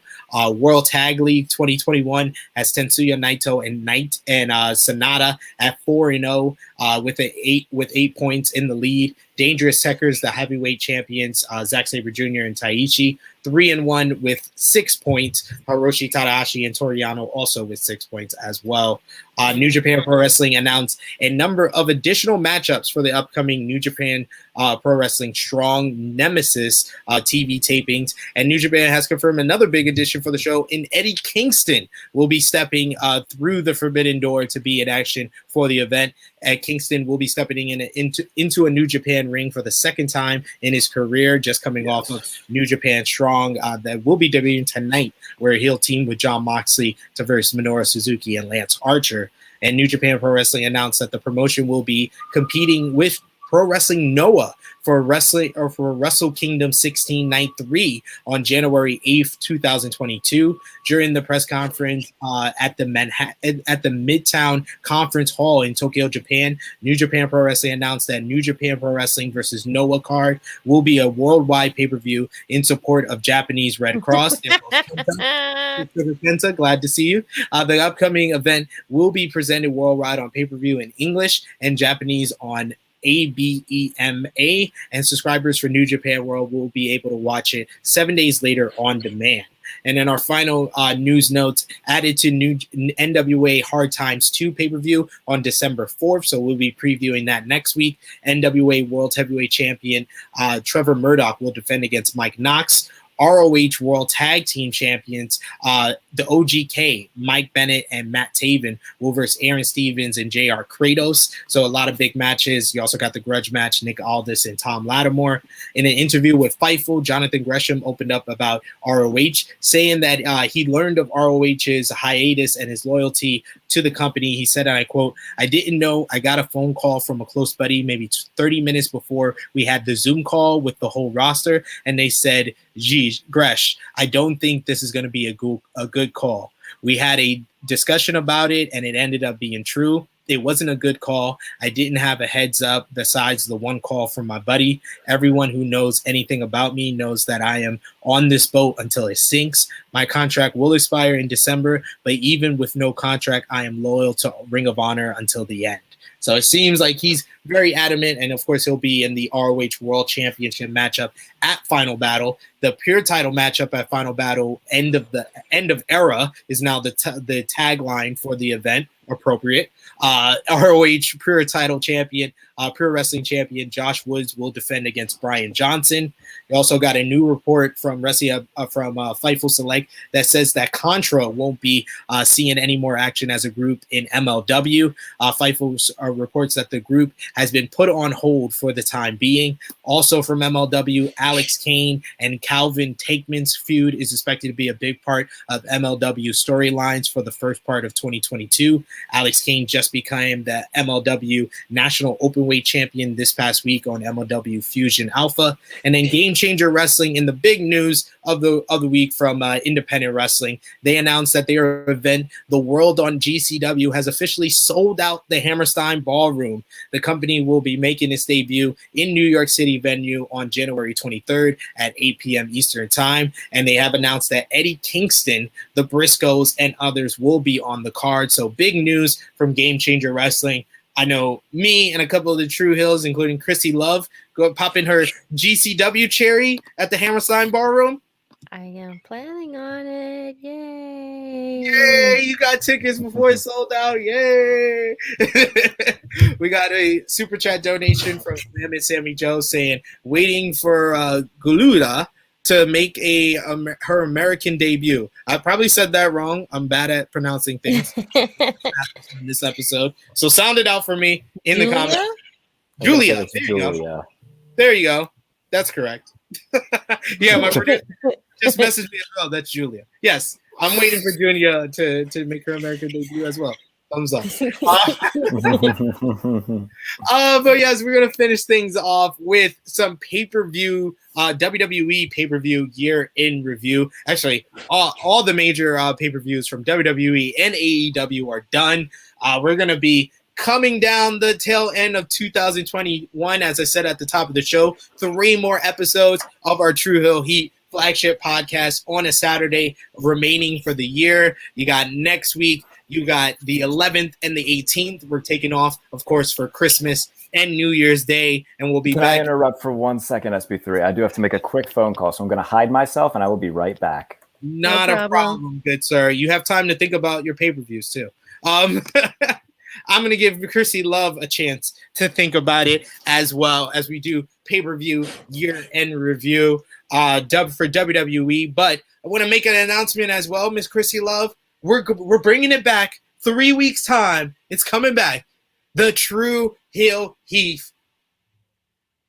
I think it's 4th annual. Yes, 4th annual year-end award. It's fine. It's happening. The award ceremony. Bust out the blazer. Bust out the blazer. No, 2018, 2019, 2020. 5th annual. 5th annual. Yes, 5th annual True Hill Heat year-end awards. You can become a part of the True Hill Heat year-end awards. It's going to be voted on by all of you, either on our social media pages, right here on the True Hill Heat YouTube channel, the community wall. We'll have polls up. The voting will be, tallied from your votes on our poll on our community tab here, as well as across social media, Twitter, Facebook, and Instagram, as well as the votes of the True Hill Heat cast members, whether it be from Blunt Impact, Rated Raw Superstars, NX3, Fusion of Honor, Dark Power. It doesn't matter. True Rewind. If you see them on the True Hill Heat YouTube channel or patreon.com/True Hill Heat, they will be a part of the vote as well. But we're going to give you a sneak preview, just a preview of a year-end review, as we're going to break down the pay-per-views from WWE. We're going to give our best pay-per-view of 2022, and then our top 5 best pay-per-view matches of 2021. Excuse me, I said 2022. 2021. But you can start thinking about who you thought was the best WWE pay-per-view as well as WWE pay-per-view matches, and let us know in the live chat. We would love to hear from all of you as well. I will start things off and say that my favorite or the best, I won't say my favorite because I feel like those are two different things, whether you might like something a little bit more, but what was the best pay-per-view from top to bottom for me, for WWE, I'm going to go with Money in the Bank. Money in the Bank was the first pay-per-view back with fans in attendance. The energy was just there. They wanted a night of good action, and we did get a night of good action. I thought the women's Money in the Bank was decent. It was pretty good. It was a little bit clunky at times, but the ladies worked hard. They had a good match there. Who won that one again? Nikki ASA. I can't go through the list. Nikki Okay. ASA. No, I just want to know who won that women's one. Yeah, Alexa Bliss. So Nikki Ash won. Yeah, you're right. Never mind. Yeah, You don't have to go back to that. Yeah. Liv Morgan, Naomi, all of those. Rhea Ripley and Charlotte Flair, they had a show stealer. I thought that the best match of the night until the final couple of matches of the night just stole the show from there. The Money in the Bank was arguably one of the best pay-per-view matches of the year with Big E winning. But you had stars galore in that one, whether it be King Nakamura, Seth Rollins, Kevin Owens, this goes on. And then the main event of Roman Reigns and Edge, I thought they closed out on a big note. They had a great matchup. Seth Rollins getting involved, and then the ending with John Cena returning. That was the cherry on top. That's why I think that was the best pay-per-view. See, now I thought you said matches, not pay-per-view. No, I did. I said best. Just one, your best pay-per-view, and then your top 5 pay-per-view matches. God, okay, see, I didn't hear that part. Okay, so got it. Okay, go ahead. So, as far as my top 5 pay-per-view matches, I'm gonna go with 5. I'm gonna go with Edge versus Seth Rollins. And Jarrett's back. Yeah, I am. Edge versus Seth Rollins from SummerSlam. I'm going in at number 5. Number 4, I'll go with the Money in the Bank. The aforementioned Money in the Bank with Big E winning. Number 3, I'm going with Bianca Belair versus Sasha Banks from WrestleMania 37, Night 1. Okay. Number 2, I'm going with Roman Reigns versus Edge versus Daniel Bryan, the triple threat match for the Universal Championship from WrestleMania 37, Night 2. And then my WWE pay-per-view match of the year, Edge versus Seth Rollins, Crown Jewel 2021, Sweet Saudi Money 6, Hell in a Cell. That match was incredible. Yes. I'm going with that. So I gave y'all the setup, gave y'all time to think about it. We need one pay-per-view you thought was the best from WWE this year, and then we need your top 5 best matches on WWE pay-per-views in 2021. Of course, we want to hear from all of you guys in the live chat. I'll go here. Bill's Mafia says that show is going to feel like 97 ECW. Can't wait talking about GCW. 100% agree with you. Alan Weinstein saying, I love MLW. Agree with that as well. Check out Fusion of Honor that's up right now, talking about War Chamber. And, of course, you can also check out patreon.com/True Hill Heat, because we had a special Fusion of Honor over there as well this week. So, Miss Chrissy Love, I gave you more time to think than Jared. He had a call. So I'll go to you next. What is your WWE pay-per-view of the year? I would say you had a great pick, which was Money in the Bank. I think that was actually very good. Like the energy was there. It was like the first one with full people there. I'm going to actually pick WrestleMania because that was the actual one where we had was in the stadium and we had 2 nights. Which night? You can't pick WrestleMania. Okay, night 1 then, friend. Whatever. You made the right choice, though. That was the better night. I mean, that was the better night, of course. Who could forget the greatest match of that night? Bray Wyatt and Randy Orton was great. No, that was night 2, actually. Was that night 2? Yeah. Oh, that was my joke. Love it. Night 1 kicked off with Drew and Lashley and the rain. Yes, yeah. And the remember they had the Samoa Joe and a poncho. Like a good 45 minutes. Yes. But then the show wind up being, good. But I think it was just one of those things where we were just ready to just like I wasn't there, but I think people were just ready to be around each other and just to see live wrestling after like all of the screens and all of the empty arenas. I think this was like something that like was like monumental, will always be remembered. But yeah, I think Money in the Bank, honorable mention, Money in the Bank definitely is like the next one that's like to go on top. As far as my matches are concerned, pay-per-views, I was going to pick but this happened on SmackDown, the cage match between Roman and Daniel. Correct me if I'm wrong. I don't think they had a cage match. They had the retirement match. Was it? Okay, somebody had a match. Okay, doesn't even matter. It was red. Anyway, doesn't even matter. That was Ray and Roman, the Hell in a Cell. That was on SmackDown. Okay, that you said pay-per-view, so I got that mixed up in here. Anywho, so I'm going to pick for number 5, I would have to pick was it WrestleMania Night 2, which was Daniel Bryan, Roman, and Edge. So that's 5. 4, I would have to pick Biggie winning Money in the Bank. Okay.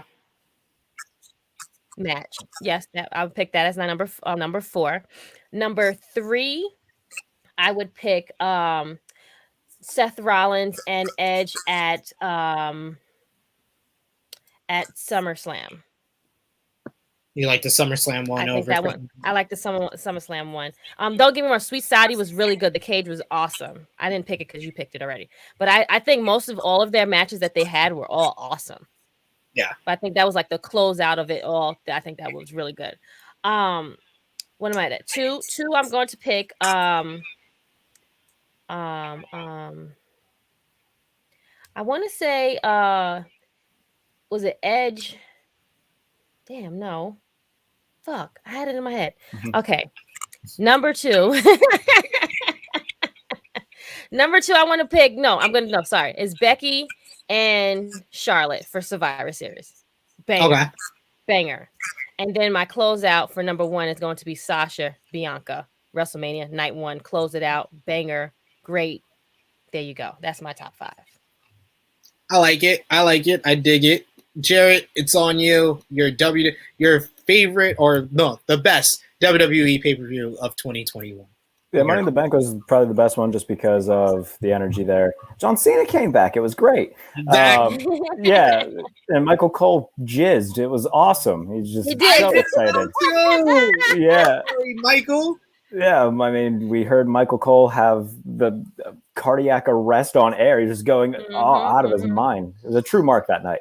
Money in the Bank was awesome. As much as I hate to admit it, the Saudi show was good. It really was. So if I had to pick the 5 best ones, I don't watch WWE pay-per-views enough. Mustafa Ali and Mansoor was really good, just because of the context around it. I really liked that. This is in no particular order. Bianca and Sasha, obviously, that's probably the best one, just because first time 2 African American women main eventing a WrestleMania, and the match was really good. So that one was really good. The men's Money in the Bank match, Big E, obviously, it finally accepted the fact that everybody loves him and that he's really damn good. Seth and Edge, I will say the crown jewel one. Somehow they pulled it off and put together a good Saudi show. Good for them. It only took them 6 goes. Yeah. Yep. 6 tries, 3 years. Yeah. Eventually, it came to fruition. Balls. What now? Exactly. It's hard. I'm trying to think of any of the good. You got 2 more. I'll say Charlotte Becky, just because again I don't watch enough WWE pay-per-view stuff, and that one was actually I watched the match and it was good. And then Final one. I will say, the triple threat at WrestleMania, Daniel Bryan, Edge, Roman, from bell to bell, the double headlock spot where Edge and Bryan just start headbutting each other, trying their hardest to end each other's careers. That was. I might like that a little bit more. Like the match itself, I like more than Bianca and Sasha, but just the context behind Bianca and Sasha, there was so much there. So I just edged the triple threat ahead of Bianca and Sasha. True. Just had the better work in my opinion. But No wrong opinions across the board. Good stuff. Good matches for anyone who hasn't watched all the WWE pay-per-view matches of the year. Those are the few you should go out of your way to watch. But we're going to do match of the year. We're going to do pay-per-view overall of the year as well as wrestler of the year on True Heel Heat 156, December 18th, Saturday, December 18th. Join us. I'll be in my blazer. I might even pull out a tie for the occasion because it's award season and we're going to be giving out awards for 2021 across wrestling because you're on True Heel Heat. We cover it all. WWE, AEW, New Japan, Impact Wrestling, GCW, MLW, NWA, ROH for now. It doesn't matter. But that brings us to a close on True Heel Heat 153. We want to thank Jarrett Bailey for returning to the show, being an awesome guest, as well as an awesome star of our upcoming show. I haven't seen any suggestions for our upcoming show. I'm a little bit disappointed by the live chat. I usually count on you guys, but we will bring it up maybe next week. And maybe next week we will get an answer for what the show should be called. But Jarrett, tell the people where they can find you on social media, anything you got going on with, your NFL work as well as your podcast. Yeah, you can follow me right there at J Bailey NFL. Daily pieces for Fansided, a bunch of lists. So if you're a big list person and you like football, then yeah, follow me. Tweet them out whenever I do them. You're getting 4. Oh my goodness, I've got so many words to type. You're getting 4 of them between now and Tuesday, the end of the month. And then after that, daily pieces again from Monday through Friday. So you can go check out the ones I've done. I've ranked every stadium. If you're a Miami Dolphins fan, I'm sorry. I crap on Hard Rock Stadium because it's horrible. Top 30 players of the 90s, top 30 players of the 80s, top 30 most important players of the 1900s. All of those are ones I've done. And then we're doing a lot more. Working on right now the worst free agent signings of every NFL team in history. So again, if you're into football, by all means, that's where you can find me. I know it sounds pretty negative, the list I'm doing, but hey, there's a lot of good and a lot of bad that comes in the world of football. So yeah, follow me at J Bailey NFL. If you go to my pinned tweet, Kurt and I are doing a giveaway of sorts. I explain the rules in the thread. Basically, you just got to pledge to us on Patreon. Donate to us, and then for every $1 you donate, that's how many entrants you'll get into the sweepstakes. If you win an NFL jersey of your choosing. So we're running that for the foreseeable future. We're trying to get as much traction behind that as possible. So follow me at J Bailey NFL for all the details. Again, it's my pinned tweet. If it's something you're into, go check it out. And yeah, pledge to us on Patreon. We just started a Patreon not that long ago. Don't really know how to use it yet. Still figuring it out. But so yeah, J Bailey NFL on Twitter. You can see my dog in the background there. You can say hi to Loki. So yes, J Bailey NFL on Twitter for all my stuff. Awesome. Thank you. Yes, thank you. Oh, loving the stuff, loving it all. Yes, definitely support Jarrett. He's so fun to have on talking about wrestling and then everything else that we went on a tangent about during this show. I talk about wrestling a hell of a ton on Twitter too. I promise it's not all football stuff. This is, wrestling's kind of my little escape. Don't get me wrong. I love the fact that I get to talk about football for a living. It's awesome. I'm very grateful for it. But it is nice to just kind of put that aside and talk about wrestling. People unfollow me when I talk about wrestling a lot, and those people suck. So if you unfollow me because I talk about wrestling, just know I'm not going to stop talking about wrestling. So suck my dick, I guess. You can suck my dick. There we go. You heard the man, Miss Chrissy Love. Where can they find you on social media? You usually are the one telling people to do that. Always. And I get lots of pleasure saying it. Anywho, you can find me every week, every Saturday with my good brothers SP and Top Guy JJ when we do True Heel Heat, the flagship show of our brand. Other than that, you can find us, SP and I, we do Dark Side of the Ring when it does come back on. We do those reviews, which are so fun. I am on Twitter, IG, and on Facebook, Chrissy Love _1 or just Chrissy Love. And under my name is Crystal Lynch. Yes, as always, great. Very happy to have Chrissy Love back with us. You can find me on the Twitter machine at True Heel SP3. I had a very busy week of content creation. You did. You can check out Quizzlemania 42 with myself, Sat E. Nyangi from Wrestling Daily, Mocha Mondays, as well as Sean Rossap from Fightful and Tempest from Wrestle Talk. Very fun time over there. Definitely check it out. Thank you, everyone who just became a subscriber from off of there. You can I'm check getting on one of those one day. Damn it! Mark my words. Let them know.